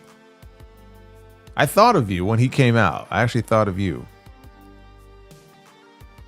He's hoping for a Liv Dom reunion, so I know he's a happy man. Would you like to see Dominic Mysterio as the new Wolverine in a new X-Men movie? No. Dominic Mysterio is not the one I think of when I think of Wolverine. That's not a good fit. Did you know Bob Hoskins almost played Wolverine in a 90s X-Men movie that almost happened with Angela Bassett as Storm? I did not know that. JDF VA, here you are. Money for the channel's budget. Thank you, brother. Funny, I actually just renewed my subscription for one of my graphic services that I use. just renewed for the year today, so your timing is impeccable. I use it every day. All the artwork you see on the channel, I use it every day. Joseph says there is a rumor that Orko will be in the Masters of the Universe movie. He better be. I'm going to be very disappointed if he's not. Happy Groundhog Day. Have I seen the movie Groundhog Day? Of course. Everyone should see Groundhog Day. It should be required viewing for everyone.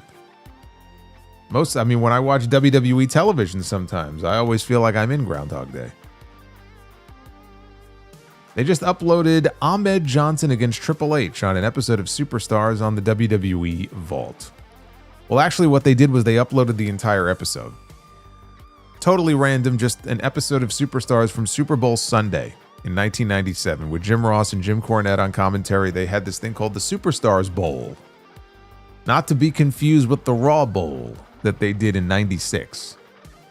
This was just a regular four-way elimination match. They had Owen and Bulldog, Furnace and LaFon, the Nation of Domination, and I forgot the other team. So yeah, if you're looking for a random episode of Superstars from post-Royal Rumble 1997, go check that out. Deathscythe says, imagine if Roman gave his WrestleMania shot to The Rock. I don't want to imagine that. Last time the Rock stepped in the ring with CM Punk, it did not end well for CM Punk. Joseph says, do you think WWE should upload episodes of Shotgun, Metal, and Sunday Night Heat to the Vault channel? I think they should upload their entire library to the Vault channel. So yes, the more the merrier. They just uploaded the Undertaker Triple H match from Penn Station to the Undertaker's YouTube channel. You know, as great as that visual was of him giving Triple H a tombstone on the escalator, it does occur to me that if they were just a few inches over, if Triple H's hair would have gotten caught in that escalator, that would have been tragic.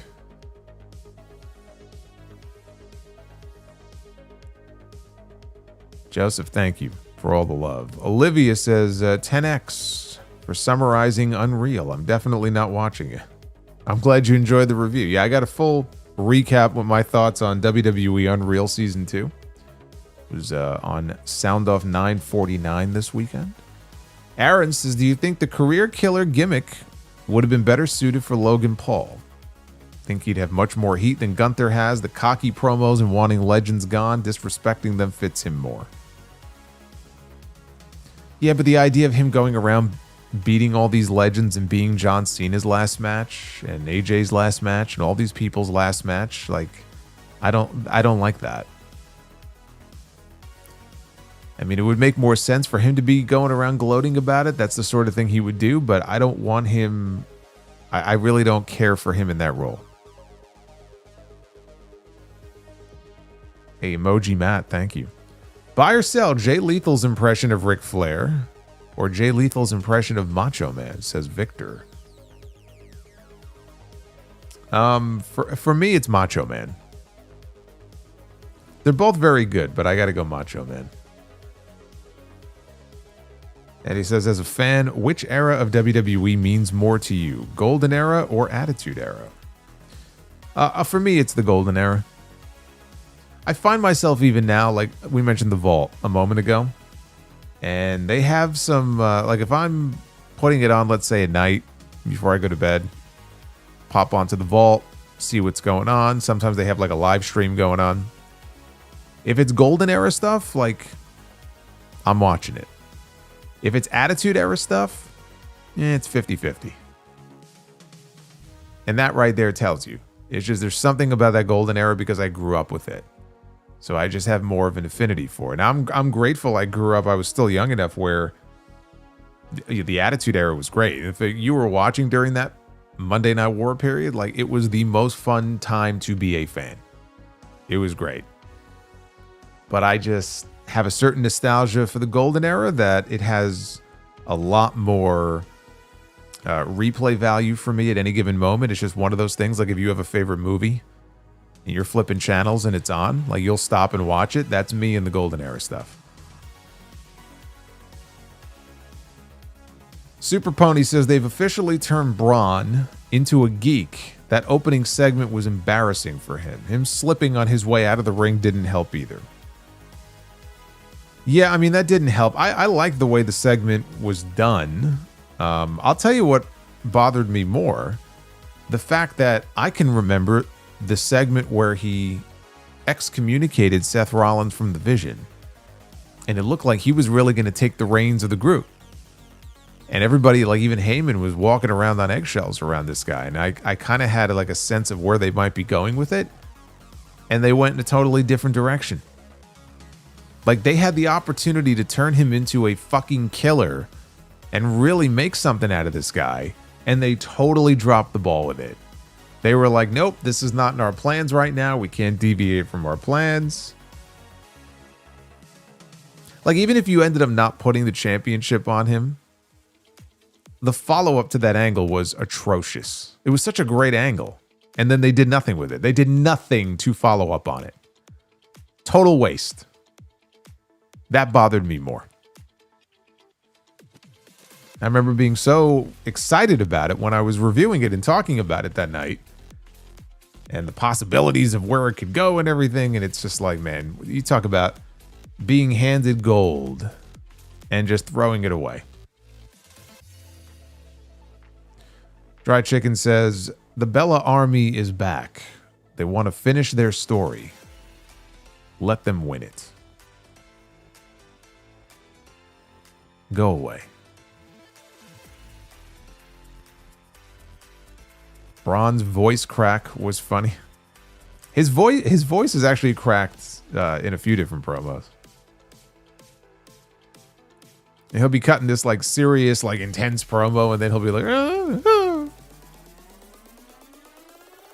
don't know why I sounded like Paul Bearer there for a second. Dry Chicken says, I know you don't want me in the WWE creative room, but after watching Unreal, I would give the creative team beer, wings, and pizza and marijuana. Yeah, I don't need you in that room. I need you here. JDFVA, this stream is sponsored by ExpressVPN. Sign up. Yes. There is a link in the description down below if you are looking for a VPN. You'll get some extra time on your subscription. Super Pony, Raw feels so lifeless nowadays. There's just no heat for any of the matches. I don't understand it. It's like people just pay to see the entrances. You just hit it. You just hit the nail on the head, brother. That's exactly what they paid for. This is what happens when you overcharge for tickets. You price out a lot of the longtime fans who either can't afford to go or they're just not dumb enough to spend those kinds of prices on some of these stupid shows. And so what you end up with, and this is what my fear was the entire time, and I even talked about this on the Sound Off, like, as time goes on, and they continue to price fans out of these shows, what is the makeup of the audience going to look like? How is the audience makeup going to change? You're going to have a completely different type of fan base out of this. Like the really hardcore, diehard fans will still be there. But you're going to change what a typical WWE audience looks like. And what you're left with now, a lot of the time, is an audience that's there for the stars and the entrances. That's exactly what they're there for. And to sing. They want to sing. Roman Reigns, Cody Rhodes. Like this, that's what they want to do. That's it. That's it. So you hit the nail right on the head there.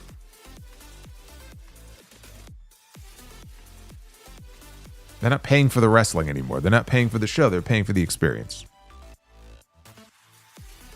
B-Man the Champ, here's a dark fun fact my friend told me. When you think about it, Owen Hart's last match was scheduled for one fall. That's terrible. Your friend should be ashamed. Lakers Pats, how did you react when Bruno lost the title in 71? I was just beside myself. I was very upset. I remember going out that night. I had to go for a walk. I was walking the streets. stopped in at the bar and had a couple of beers with Joe and Mike and Billy. And we just sort of drowned our sorrows away. It was a grim night.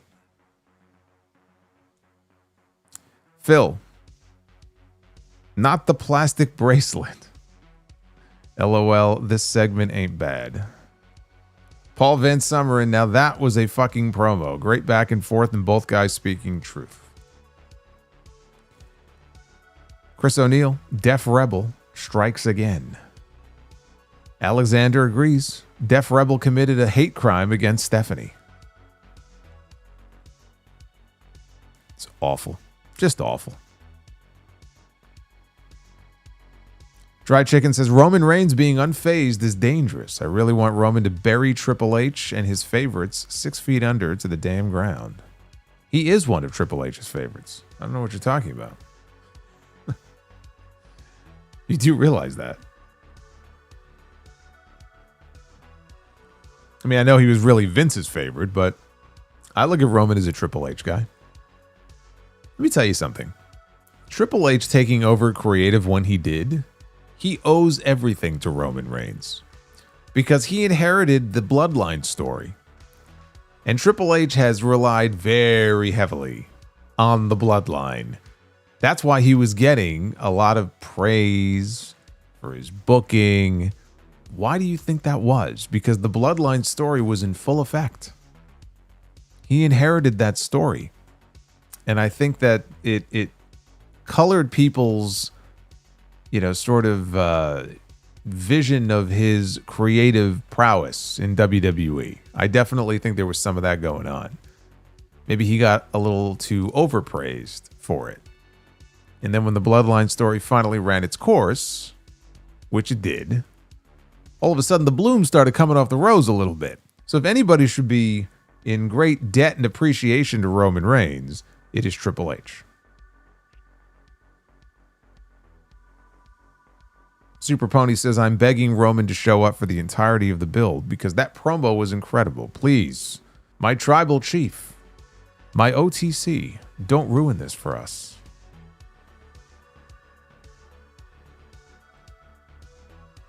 Dry Chicken, Roman Reigns is needed for Raw on Netflix. Dry paint has been more over than Raw until Roman Reigns came back. And Elimination Chamber, spoiler, a controversial double pin finish will happen with Cody Rhodes and Jacob Fatu during the Elimination Chamber match. So that way they can find a reason to get Fatu into the title match at WrestleMania. Well, I mean, they're going to have to find a way because I have no appetite for another one-on-one. Oh my God. I just realized they weren't on the show tonight. Rhea was not on the show. Io was not on the show. Asuka was not on the show. Kairi was not on the show. So we had no follow-up to the Asuka and Kairi stuff from the Royal Rumble. Just realized that.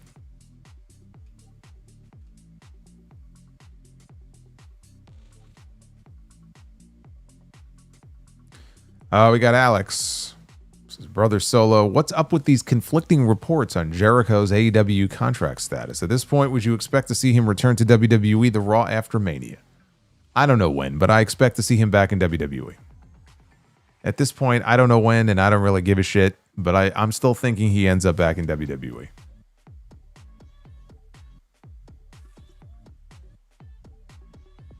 William Valencia, Solo, something doesn't feel right. Where is the WrestleMania sign behind you? You have to start pointing at the sign. Yeah, we ain't got no WrestleMania sign this year. Not yet, anyway.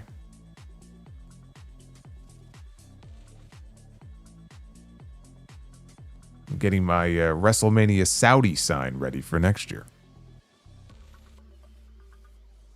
Brian H. DeGreenboy, I really enjoyed that CM Punk and Roman Reigns promo battle. Punk is one of the GOATs on the mic, but Roman more than held his own. I think Roman not only more than held his own, if I had to give the edge to one or the other, I would give the edge to Roman in that segment. Dev to Dust, the 2006 Chicago Bears is one of the worst teams to play in the Super Bowl Also, Game 7 of the 2016 World Series is one of the best games ever.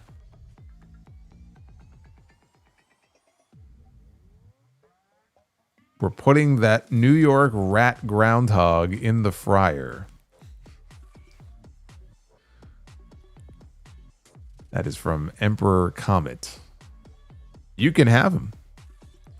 You can have him and cook him up. B-Man the Champ, our Canadian groundhog didn't see his shadow. I guess that means we get spring early, suckers. We'll put him in the fryer too. Justin G, thank you for the 25. How about that Women's Rumble, though? Well, it was definitely better than the men's. And then Justin with the 13 says, the best super chats always rise to the top. Dig it. Death Scythe. Here's an idea in the Elimination Chamber match. It comes down to Cody and Jacob, and they do a spot where it ends in a double pinfall. And that's how we get Cody, Drew, Jacob at WrestleMania 42. Well, then where does Randy fit in? You think they're going to leave Randy Orton off the WrestleMania card in a relatively big match? What does he do? If he's not part of... I mean, look, he has been in the scene. Cody dropped him in the Rumble with a Cody cutter. Does he not factor into this in some way? So you think they're doing a triple threat and not a fatal four-way? Because if they don't do a four-way, I'm not quite sure where Orton lands in this. Retro KOH says, all we needed was Stephanie coming out and yelling at Braun Breaker. Put him down. He's a civilian. Forgot that she said that about the cameraman in the Brock angle. Golden Boy. The masked man is Logan Paul.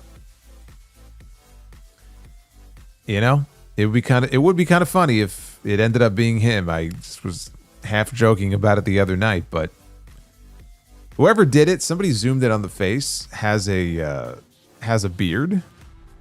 So Logan is at least in contention for the spot. Chicago for MBK, CM Punk and Roman was fire, and seeing a truly angry Gunther just manhandle Dragon Lee, with Lee hanging limp in Gunther's grip. Need more of it. Yeah, it reminded me of when Brody King did that to Darby Allin. They had that Royal Rampage match a few years ago. And he got him in a sleeper over the ropes, and he just choked him out, and Darby just went limp. And then he let go, and Darby just went right down on the floor. Tito lies. I saw so many commercials, it's not funny anymore. It was never funny. It's even less funny now. It feels like I'm watching commercials featuring Raw, as opposed to Raw featuring commercials.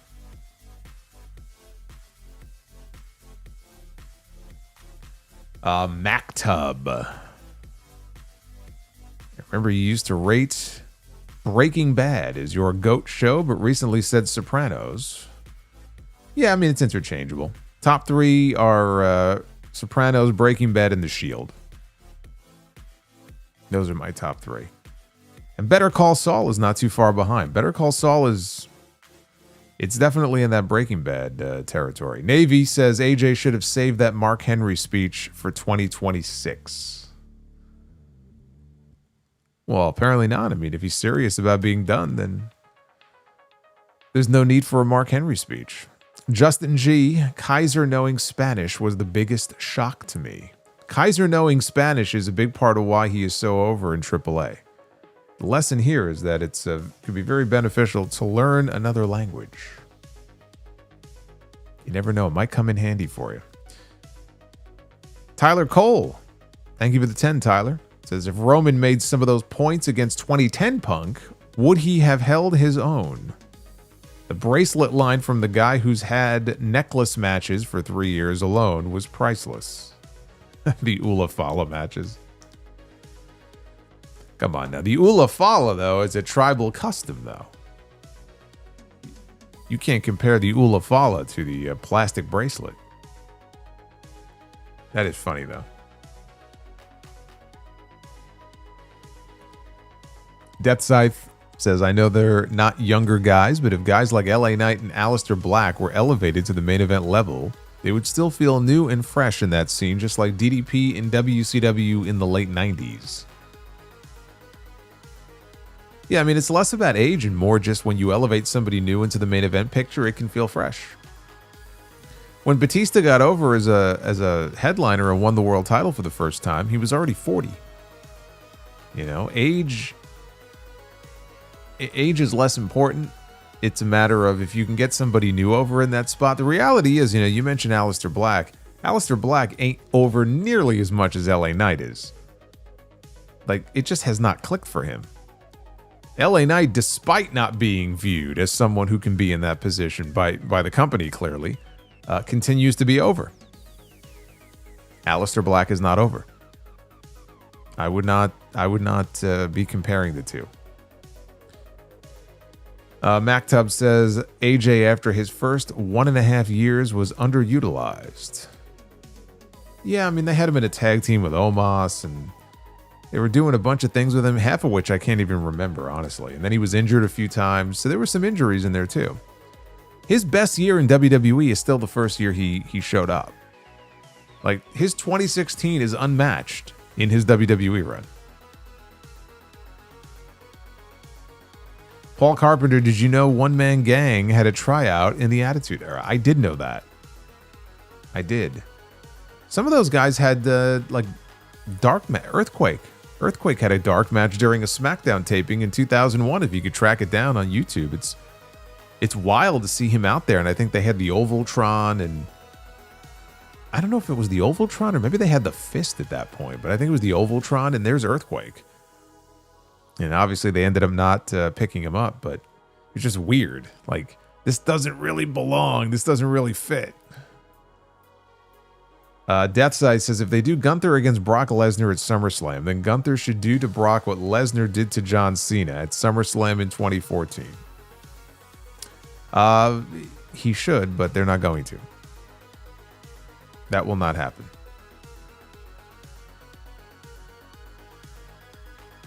Masked Man. Somebody asked about the Masked Man. Jeremy Rose says, Raw is in Atlanta on February 23rd. AJ gives his speech then, followed by Hall of Fame announcement. Buy or sell Logan Paul, Masked Man. I could buy on that. I could buy on it as far as like believing it'll end up being him. AJ in the Hall of Fame? It's funny, at the beginning of the year, I said that AJ would be going into the TNA Hall of Fame this year. But I just assumed he would still be active through at least WrestleMania. So I never thought, like, WWE Hall of Fame. I didn't think he'd be done this soon. If he really is done, then I could see that. I could definitely see that if he really, truly is done and he's not going anywhere else. Deathside, buy, sell, rent on these fan-driven Road to WrestleManias. The S Movement for 30, Kofi Mania for 35, or Cody's Story for 40. Cody's Story ended up being a lot more interesting because of the way everything kind of got blown up. So I would go 40, and then 30. And then 35. Prince Vegeta, I wouldn't be fucking with Adam Pearce. The man is a former 5-time NWA World Champion. That's right. You don't fuck with a man with a drinking problem.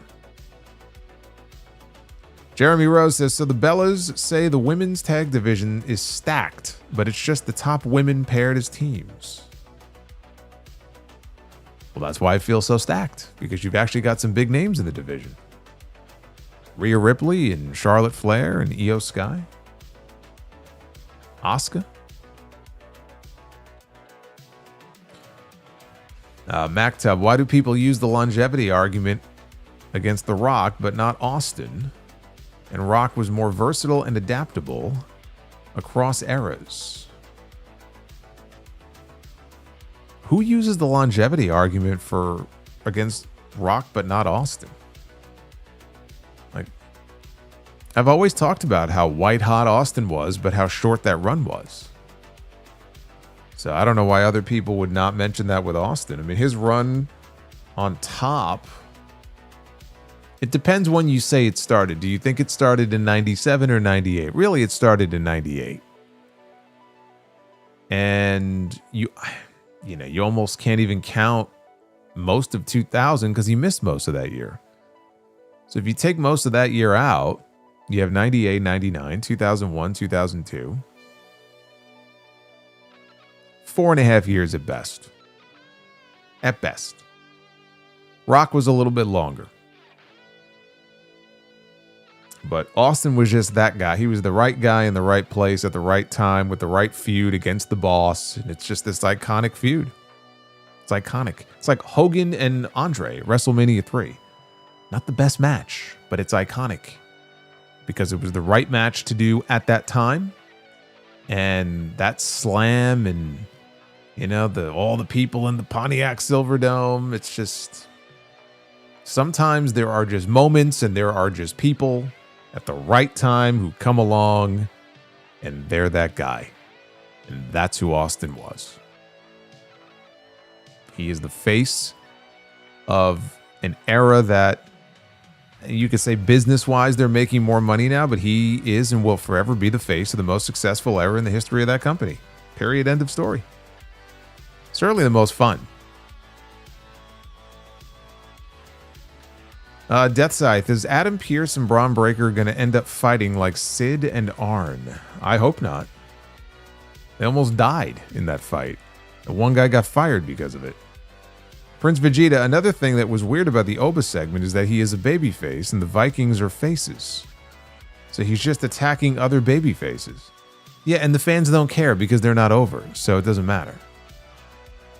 And I'll guarantee you that somebody made that argument in the creative meeting. Like, no one's going to care.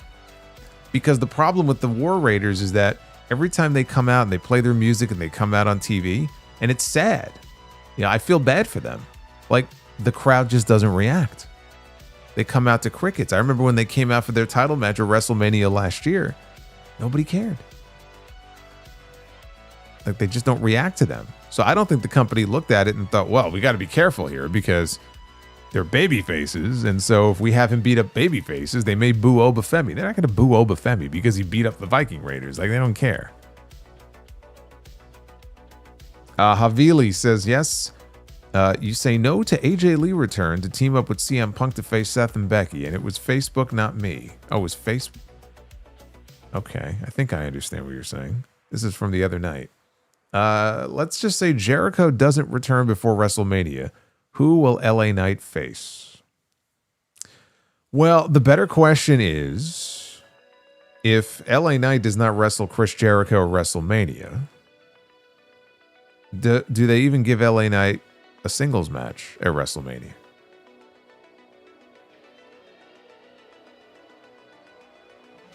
I mean, it would probably make sense for it to be a member of the Vision. We've already seen him and Logan Paul, though, right? That was a SummerSlam match. And I think they were part of the same WrestleMania match, right? Wasn't it a wasn't it a triple threat? Was it Orton, Knight, and Logan? Were those the three guys? I think those were the three guys. But then LA Knight got that big win for the US title over him at SummerSlam. Yeah, I don't know. Either a member of the Vision or he may not get on the WrestleMania card this year, unless it's some sort of multi-man match.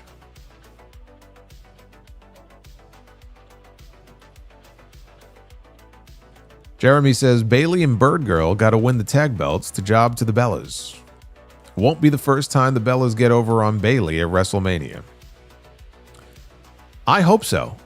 I hope Rhea and Io lose those belts to Bayley and Lyra before WrestleMania. I don't want to see Rhea Ripley and Io Sky trapped with the Bellas as their big WrestleMania match. Aracia. When did this thing start where the heels get punished and kicked out of the building for doing heel things?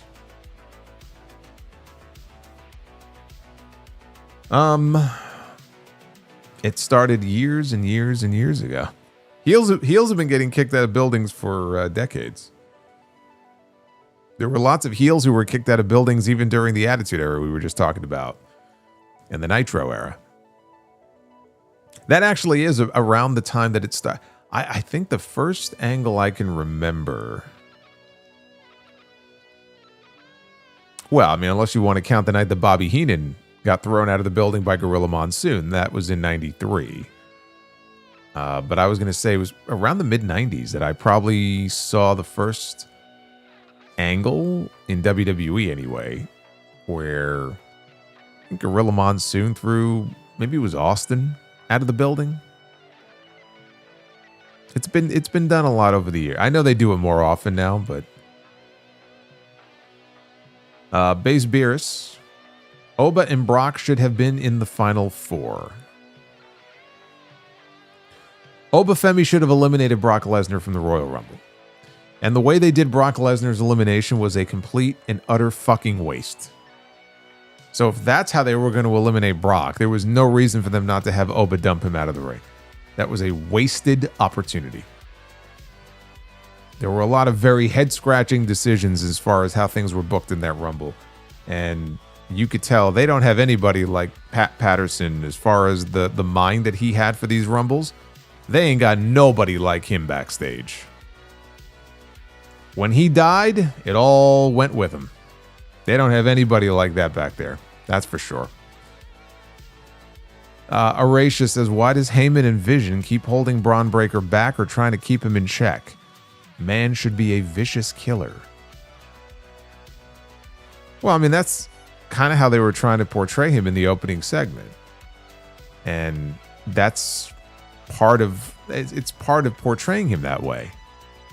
Is that it's too extreme even for his partners, and they're trying to control him, and he's like uncontrollable. That's why they do that.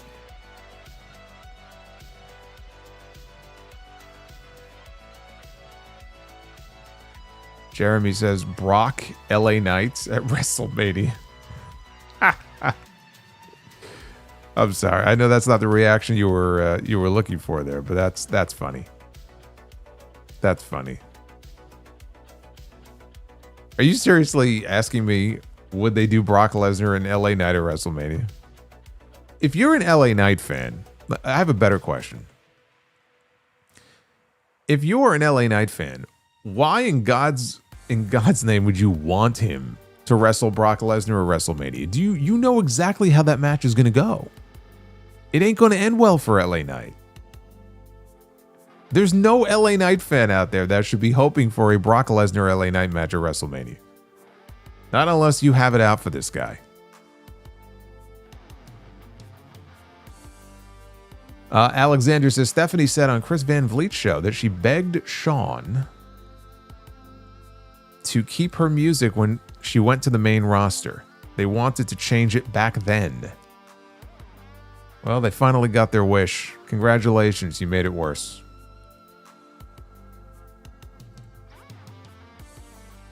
The Mount Vernon kid, Christopher Bennett, I wish Adam Pearce said to Heyman, if you don't get out of my face, I'll bounce you just like your checks used to. In Philly, no less. Imagine him making that comment in Philly. Deathside says, imagine if Def Rebel tried to Def Rebel Brock Lesnar. Yeah, I think they know better than that. That's the one person they will not be Def Rebeling. The Viking Raider was such a Vince move, something I always hated. Yeah, I mean, there's just generally no good reason to do that. And kill one of your tag teams unless they're on their way out, and then it doesn't matter.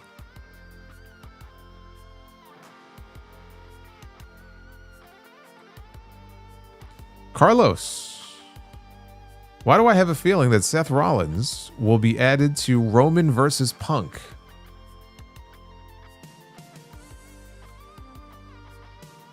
Yeah, I mean, I get him wanting his title back, but what you just proposed is literally the match we got last year. You cannot do that. You cannot add Seth Rollins to the match and do the same match they did at WrestleMania 41. That makes no sense. The match at WrestleMania is probably, if he's back in time, is going to be Seth Rollins against Braun Breaker. Because now we know Braun Breaker's not wrestling for a championship at WrestleMania. What the hell else is he going to do? What other match even makes sense other than Seth Rollins? But that would be banking on the fact that Seth Rollins is going to be medically cleared in time to wrestle at WrestleMania. Then you do Seth Rollins against Braun Breaker.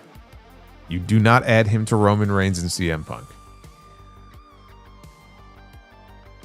We got a $20 super chat here from Powerful One. What would really get the World Heavyweight Championship over is if Roman loses. First time he goes for Little Bro, he fails.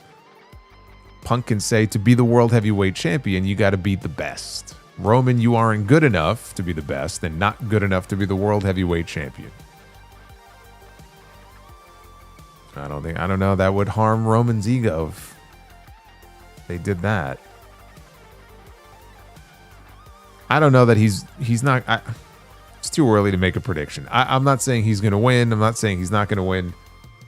Probably not going to win the title. He's not going to be around after WrestleMania. He usually takes his Mania to SummerSlam vacation. But I don't think they're going to have Punk go out there and bury Roman quite that badly. Justin G. They were literally doing A/B testing with a live audience. That tells me one thing. They don't know what they want to do or where they're going. Who's the heel? Who's the face? What did the fans want? You could tell when they're trying to get a response here. Like, where do you think we should go? Should we go with Drew McIntyre or should we go with CM Punk? I'm fairly certain they had their mind made up on that at least a few weeks ago. But sometimes they do that. They did that with Brett and Luger in the 94 Rumble. It's exactly what they did. Once they heard the reaction to Brett, it just affirmed, okay, we got to go with Brett. So Lex never won the belt. Justin G, they were... we just read that one. Death Size says Punk and Roman both lost to Seth Rollins at WrestleMania 41. So now it's like Punk and Roman are going to find out who the bigger loser out of the two of them is. Yeah, but you know what? After the promo tonight, you get a segment like that. Ain't nobody going to be thinking about WrestleMania 41 last year. Like that segment tonight was a money segment. And it washes all that other stuff away. That stuff doesn't even matter now. But you got to keep it up. One good segment on the road to WrestleMania is not going to be enough.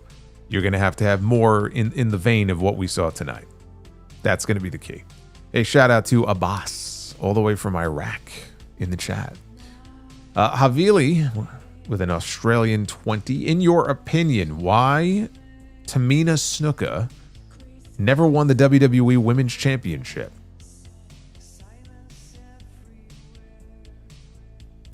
Because she wasn't that great. They had plenty of other women on the roster who were better than her. Very simple. Besides the Cena match at SummerSlam, favorite AJ match for 2016?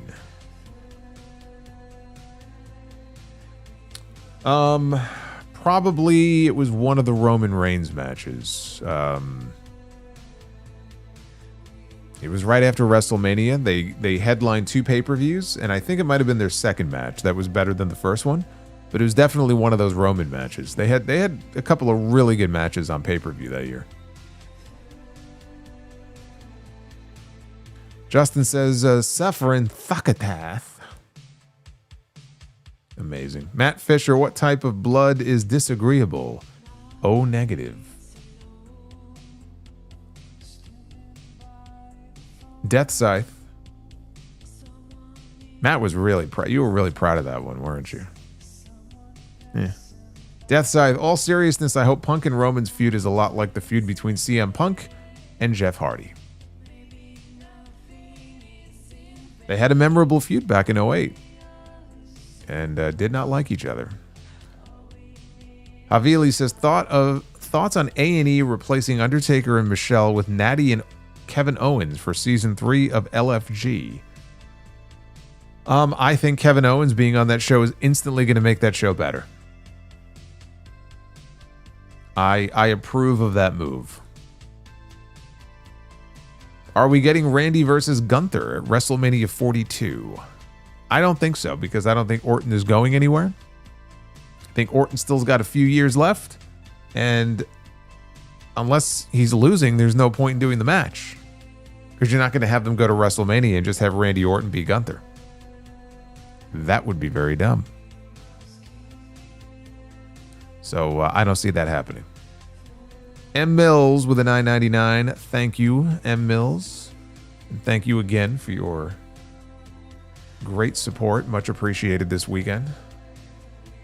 I hope you're having a great night. Super Pony. Bald fraud voice. You know the one thing I hate about what we do is fans acting like critics and not fans just shutting up and being a fan. Don't be a critic.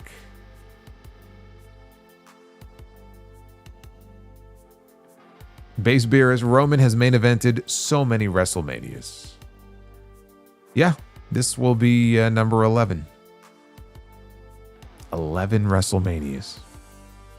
Imagine if I was sitting here in 2022. Okay, so that would have been WrestleMania 38 in Dallas, right? The last, like, Vince WrestleMania. You remember the main event of that WrestleMania? Roman Reigns against Brock Lesnar. Champion against champion. Remember that? Imagine I'm sitting here on the podcast in 2022, and Roman had just main evented the WrestleMania before as well. But if I was sitting here, I'm like, hey, guess what, guys? In 2026, guess who's going to be main eventing WrestleMania? Roman Reigns. What do you think the reaction would have been? Well, here we are.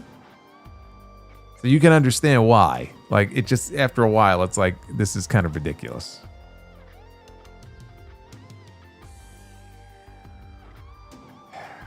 From Punxsutawney. From Punxsutawney to hell with the groundhog. Says Clay V-Man.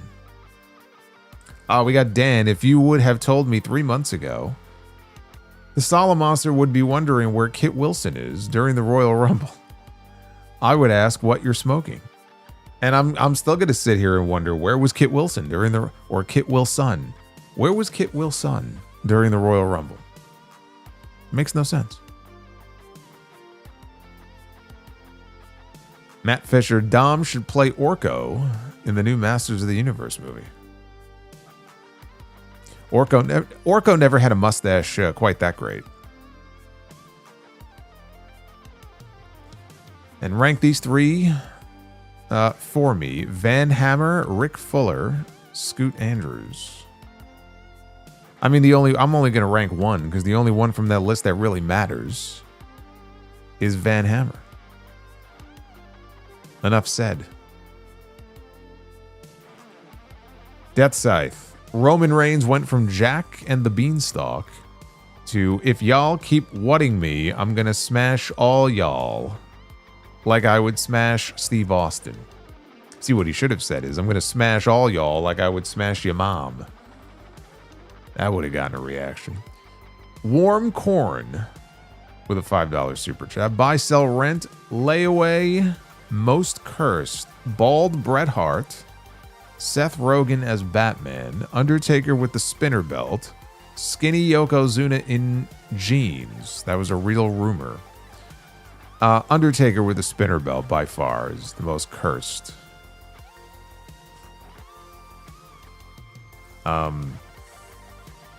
Bald Bret Hart would be very bad. Bald Bret Hart just doesn't work. And then I don't know. I'll rent on Seth Rogen as Batman and buy on skinny Yokozuna. If he was skinny, he'd probably still be alive today. Death Scythe, that will forever be the best receipt to the what chant.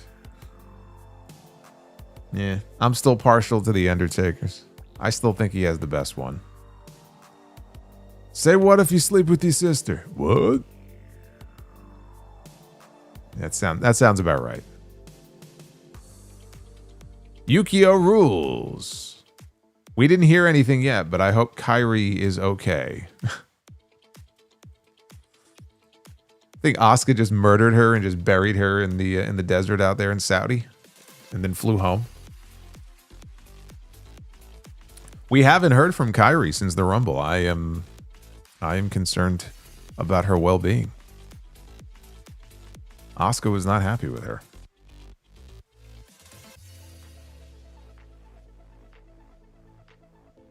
Hey, Mr. TaylorMade. Solo, I just joined as a member and you didn't acknowledge me.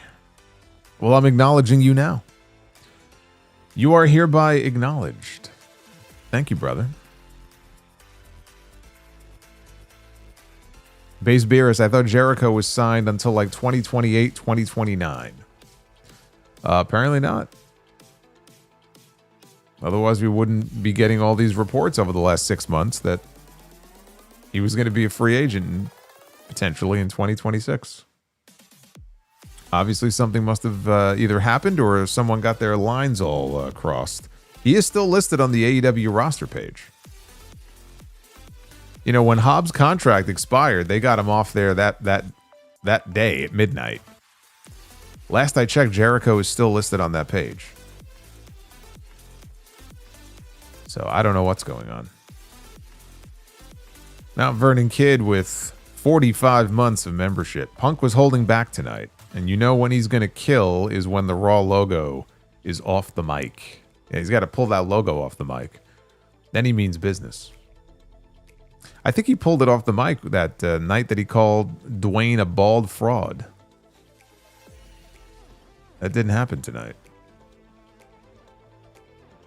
Death Scythe, by the way, I have been advocating for a Cody Drew Orton Jacob match before Survivor Series. I just didn't think it would happen at WrestleMania. It just seems like they're primed for it at WrestleMania this year.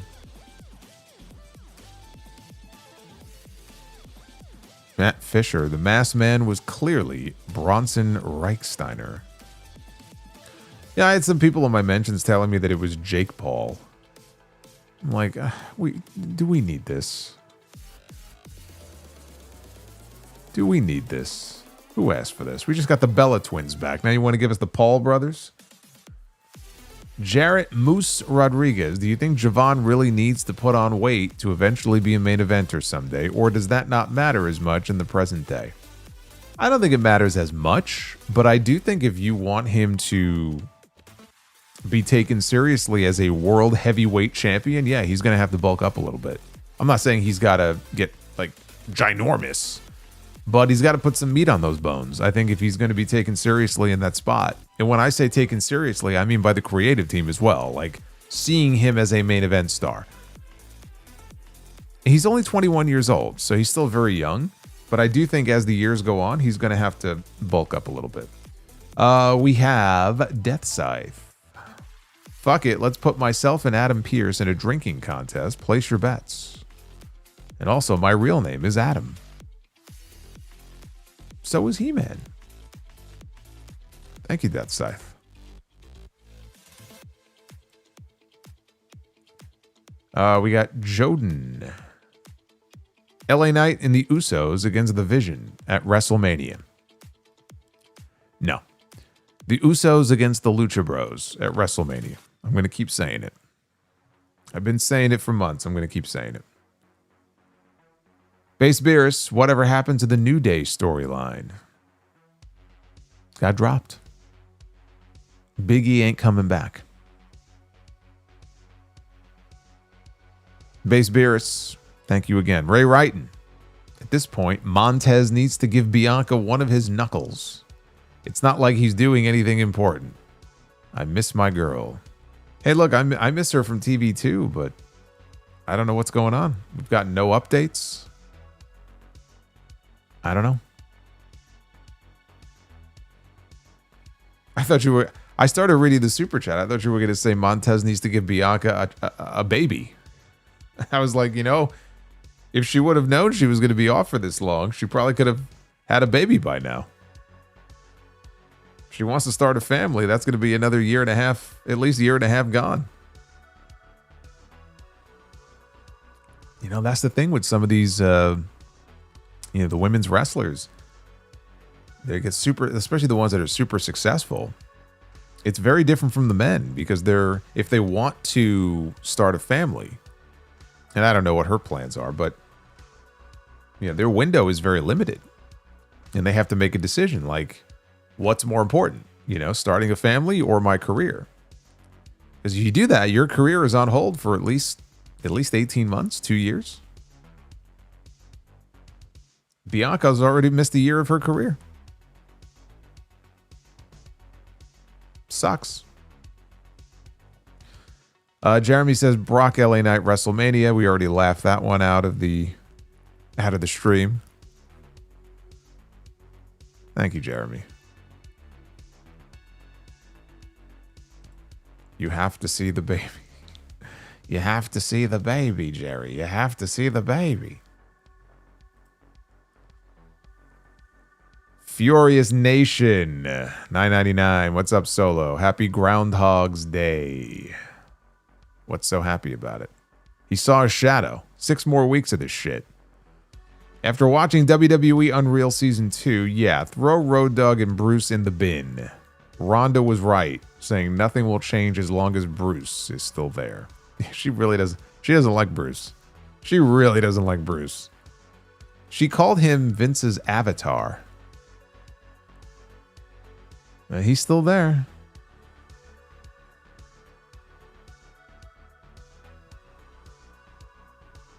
Bailey is on her retirement tour, but she didn't tell anybody. It really feels like she might leave when her contract is up, says Edward. That was one of my predictions, actually, for 2026, is that she will leave and end up in AEW. We'll see if I'm right. Jeremy Rose is LA Knight Braun WrestleMania. LA Knight and Braun? Braun Breaker? No. I think Braun and Seth. If Seth is not cleared, then at that point you could do Braun and LA Knight. That doesn't feel like a WrestleMania match, though. We've gotten that match on TV already.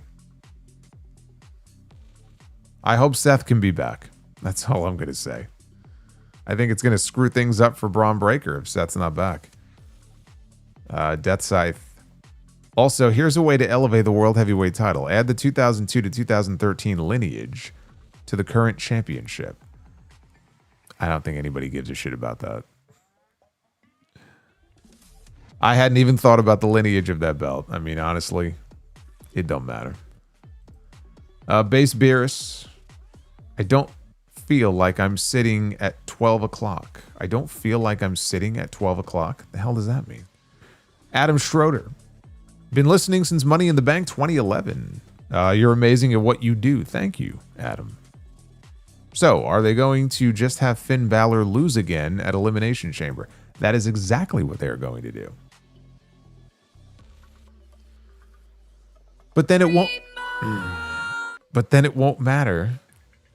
Cold shiver has come over me. But then it won't matter if they just end up having him bring back the Demon to wrestle Dom at WrestleMania. All will be forgotten because the Demon is back. But yes, he's going in there at Elimination Chamber and he's losing.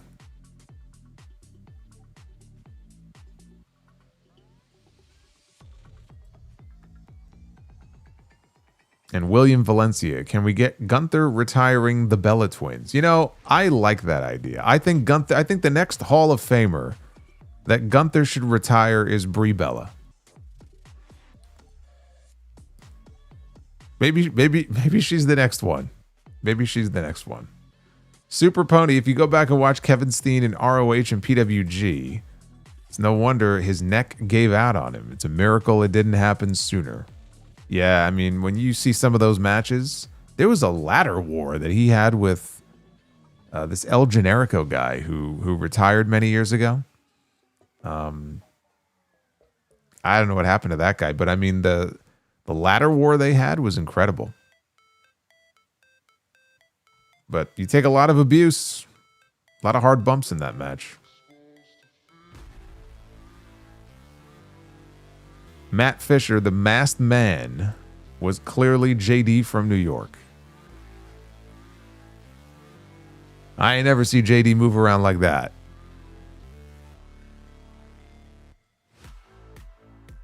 The beard was also a different color. The beard, if you go back and zoom in, the beard was more like blonde. It wasn't salt and pepper.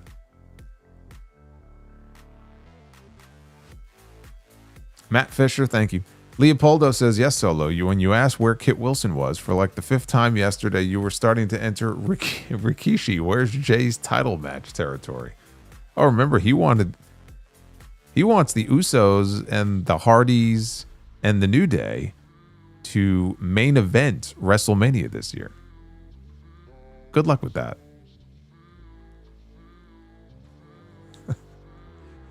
Good luck with that.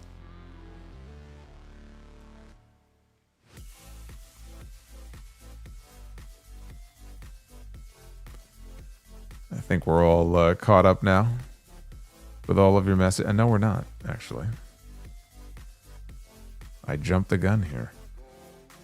Base Beerus says, buy or sell, Get Out or Misery. I enjoyed both films, but I got to go Misery. Misery is a classic. I actually watched it again not that long ago. I watched it last year at some point, and I hadn't seen it in forever.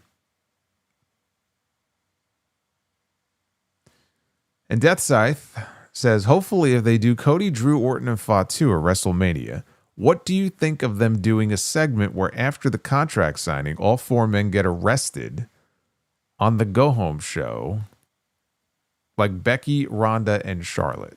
So basically just copy the same angle they did, what, 5 or 6 years ago? They all get arrested. For what? No, I don't want to see that. I have no problem with them having some kind of knockdown, drag out, Pier 6 brawl. That's fine. Just like mass chaos. I don't think they need to get arrested, though. What is Cody going to do that's going to get him arrested? Give me a break. Cody ain't going to do nothing that's going to get him arrested. It's going to ruin his future political career. He can't get arrested. Can't do that. He's got to have a clean record. Carlos Galvan. Hey, Solo, have you seen Nurse Jackie? Just finished it, and I think it was great. I have not. I know Edie Falco is apparently very good. She might have even won possibly an award for it. I don't know. I've never seen the show, though.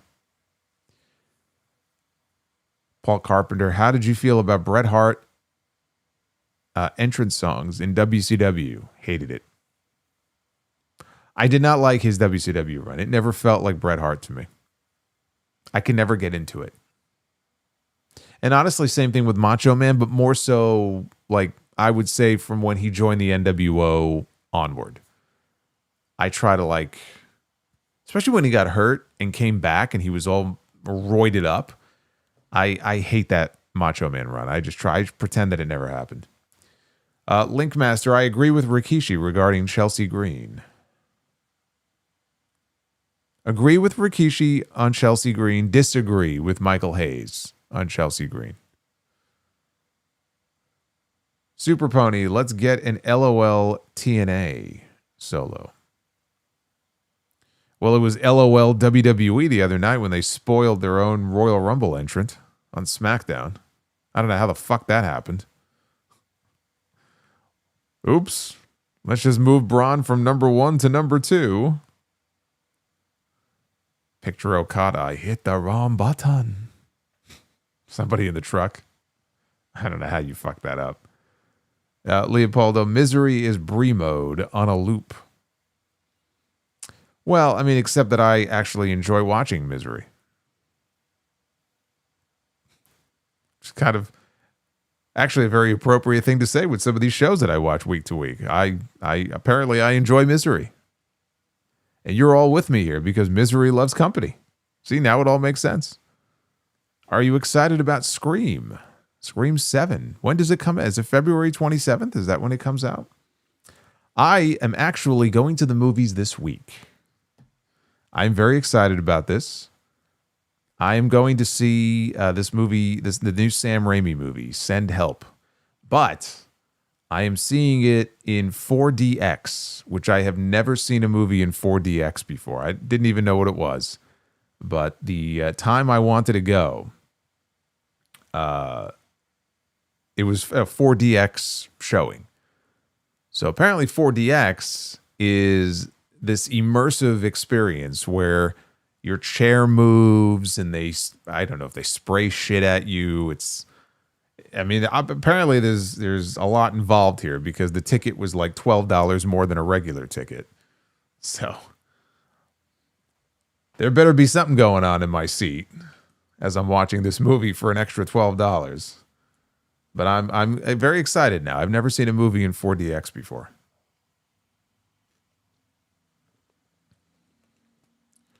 So I shall report back to you and let you know how it is. But yeah, apparently your seat moves, and if there's like a lot of action in the movie, you know, you got these like sudden movements, and I don't know. We'll see. I don't know. Apparently it might be in 3D also, which I don't really care for that, but I guess we'll find out. But the movie is getting great reviews, so I'm looking forward to it. But I forgot that Scream comes out in a few weeks. And then we still got the Street Fighter movie, the Mortal Kombat movie, and the Masters of the Universe movie. So, have I ever seen the 2021 stop motion movie Mad God? I never heard of that before. What's it about? You'll let me know. We got 2 rounds, though, Be the Booker to get into here. Because you guys killed the goal. So let's do it. Ladies and gentlemen, we hit the bonus goal, too. Time to be the Booker. Even hit the bonus goal. You guys really want some Be the Booker here, don't you? Roman Cody 3 in theaters. Good. Keep it there. Keep it off WrestleMania. And keep it in the Street Fighter movie. We have Daniel Bryan and Kane. Team Hell No. Kicking us off here in Be the Booker. Former tag team champions. Oh, wow. Kane and Daniel Bryan against the mega powers of Hulk Hogan and the Macho Man, Randy Savage. Now, there's a marquee match. You imagine Hogan doing a job for little Bryan Danielson? I always enjoyed it when Hogan would be asked about the Montreal Screwjob whenever he was doing an interview. This was years ago. And he was trying to explain to, or maybe he was trying to explain to someone, like a non-fan about the Montreal Screwjob. And he was like, yeah, it was a little teeny Shawn Michaels pin Bret Hart. I'm like, what? That didn't even happen. What are you talking about? I will miss the Hogan Tall Tales, though. It's the one thing I'll miss. All right, women's Be the Booker. Good morning. Who said good morning? Who was that?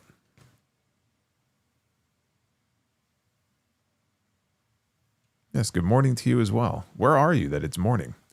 We have Wendy Richter. Second time in a week we've landed on Wendy Richter. Be the Booker really likes Wendy Richter, apparently. And Wendy Richter is going to be taking on Lash Legend, who had a dominant performance in the Royal Rumble, the most eliminations, including Charlotte Flair, Io Sky, Jordynne Grace, both Bella twins.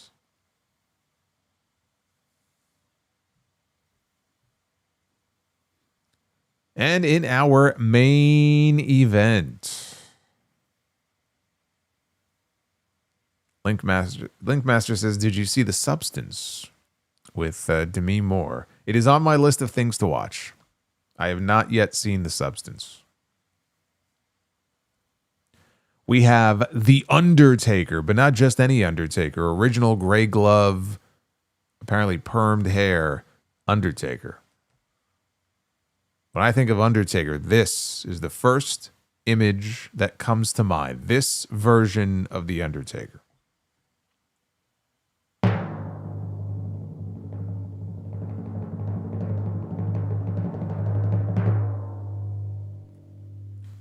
Against Kane. I love it. Undertaker, original gray glove Undertaker against original Kane. It don't get no better than that. Who wins that match between original Kane and original Undertaker?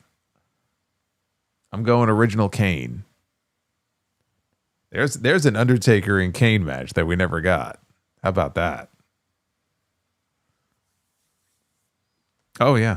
I was so wrapped up in the Undertaker and Kane, I forgot to do the Sonic sweep. We got ourselves another sweep. Let's keep it going. We're not done yet. We got some stipulations now to pick in round number 2. Beat a booker. All right, we're going to have ourselves, oh boy, a Yappa Pie strap match. The strapation is coming. Hogan has the Yappa Pie strap in his hand. All right, so we can't start with a tag match. So we'll just start with the men's match then. That's what we'll do. This is going to be a Yappa Pie strap match, everybody. Now, if you're asking me, what is the difference between a Yappa Pie strap match and any other strap match? Fuck if I know. I have no idea. Sting is one half of the Yappa Pie strap match. People are like, what is this? You people weren't watching late stage WCW, I could tell.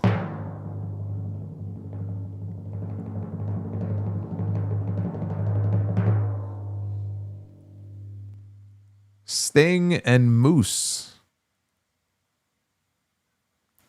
This kind of feels wrong, but in a strap match. Okay. All right. Sting and Moose. You know what, though? It's a Surfer Sting, no less. Surfer Sting and Moose in a strap match, I think could be a good piece of business. Not the best stipulation, though.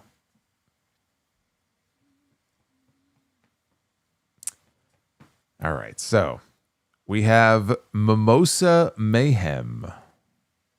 Mimosa Mayhem. That's Jericho right now, by the way, as he's in between jobs. He's enjoying his time off here before he makes his decision on what he wants to do next. And he's laying in a vat of mimosa. What is with these stipulations? We go from the Yappa Pie strap match to fucking Mimosa Mayhem. This is... What in the world is going on here?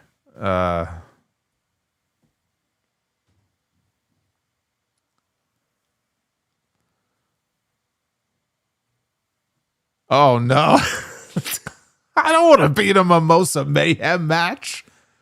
Why do I have to be in a Mimosa Mayhem match? Why did it have to land on me with the most ridiculous stipulation? Are you fucking kidding me? It's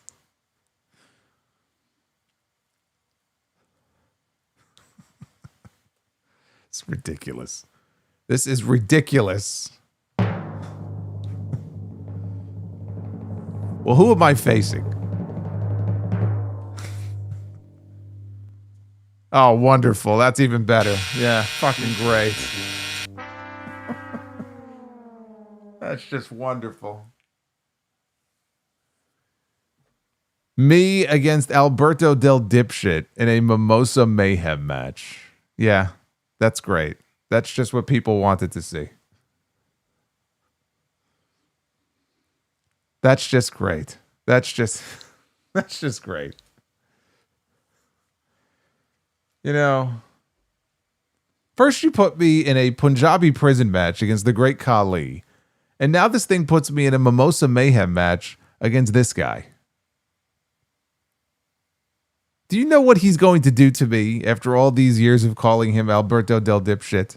He's going to drown me in the vat of mimosa. He's going to hold my head underneath and drown me.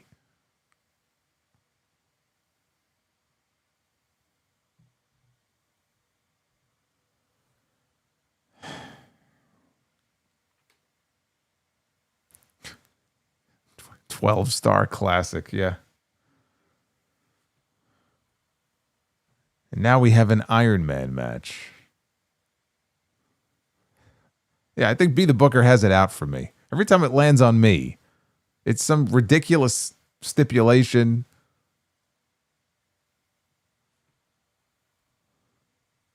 All right, this is it. This is our main event. We're doing all men's matches. That's it. I'm done with this.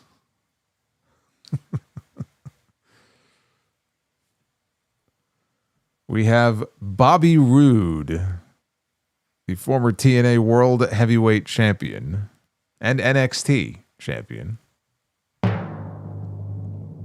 a 60-minute Iron Man match against Kofi Kingston.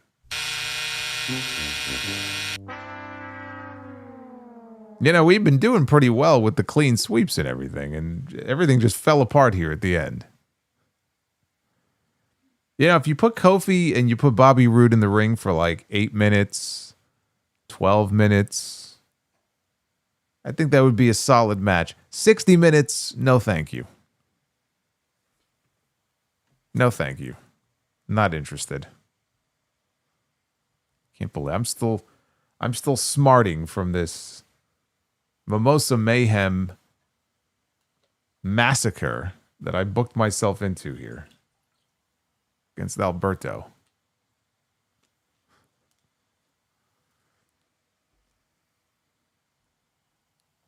Yeah, if you think Bobby Roode against Kofi Kingston in an Iron Man match is a main event, then it's a good thing you're not booking. That's a buzz. That's not a bell.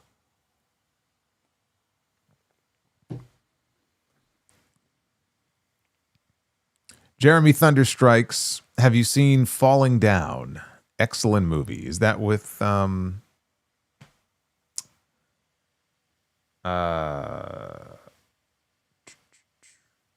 Douglas?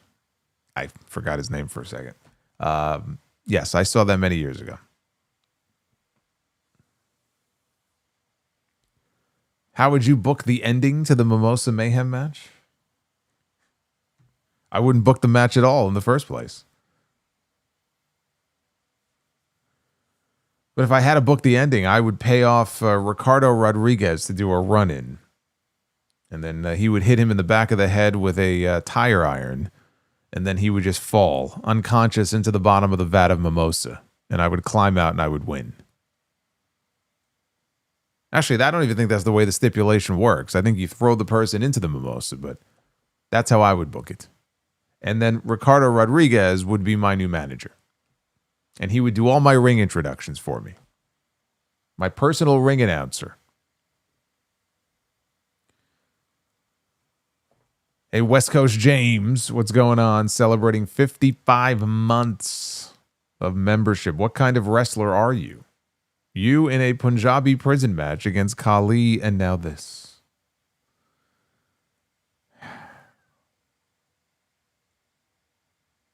Super Pony, that was absolutely a bell. Bobby was glorious. Yeah, well, not with Kofi Kingston for 60 minutes. He's not. Boy, you people have... You're being awfully nice. You're being awfully nice with some of these matches. Holy shit. Solo against Del Rio would be an awesome comedic match. Comedic for who? Not for me.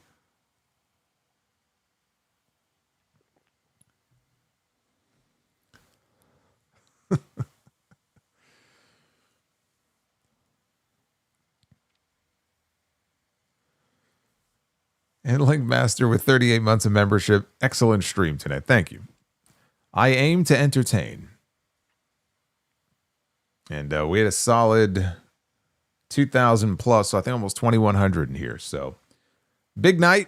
here for the Raw review. Hopefully we can repeat this on Wednesday, but it's Dynamite, so I mean, I'm under no illusions about this.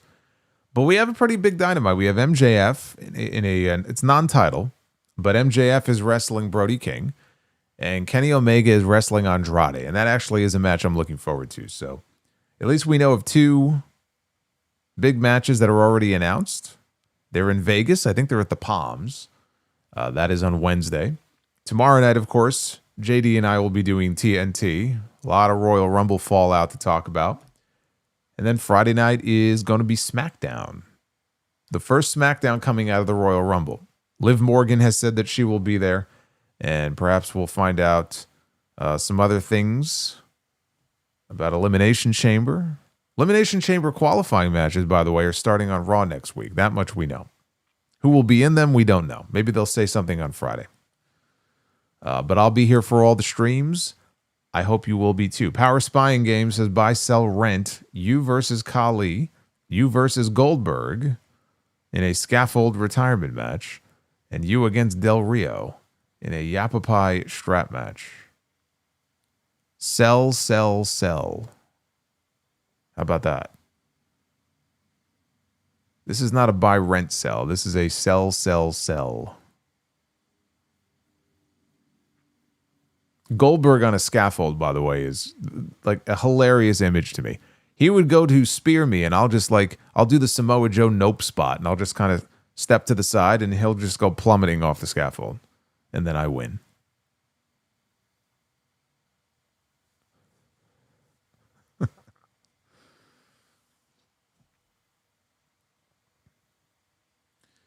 Super Pony says, I live in Vegas, debating if I should go or not. You should go.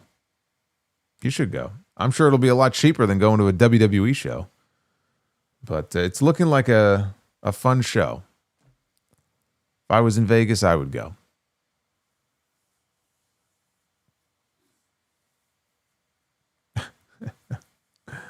Oh, man. All right, be well. Stay safe. I will see you back here on this stream on Wednesday night. Even if you're not watching Dynamite, come hang out. Maybe we'll do Be the Booker again. Maybe I'll book myself into a freaking Molotov cocktail match. Maybe that'll be next. Yeah, that'll be great. Me and Alex Riley in a Molotov cocktail match. If you know, you know. I'll see you guys Wednesday for the Dynamite stream. Take care. I'm going to go train for my Mimosa Mayhem match. I'll see you on Wednesday.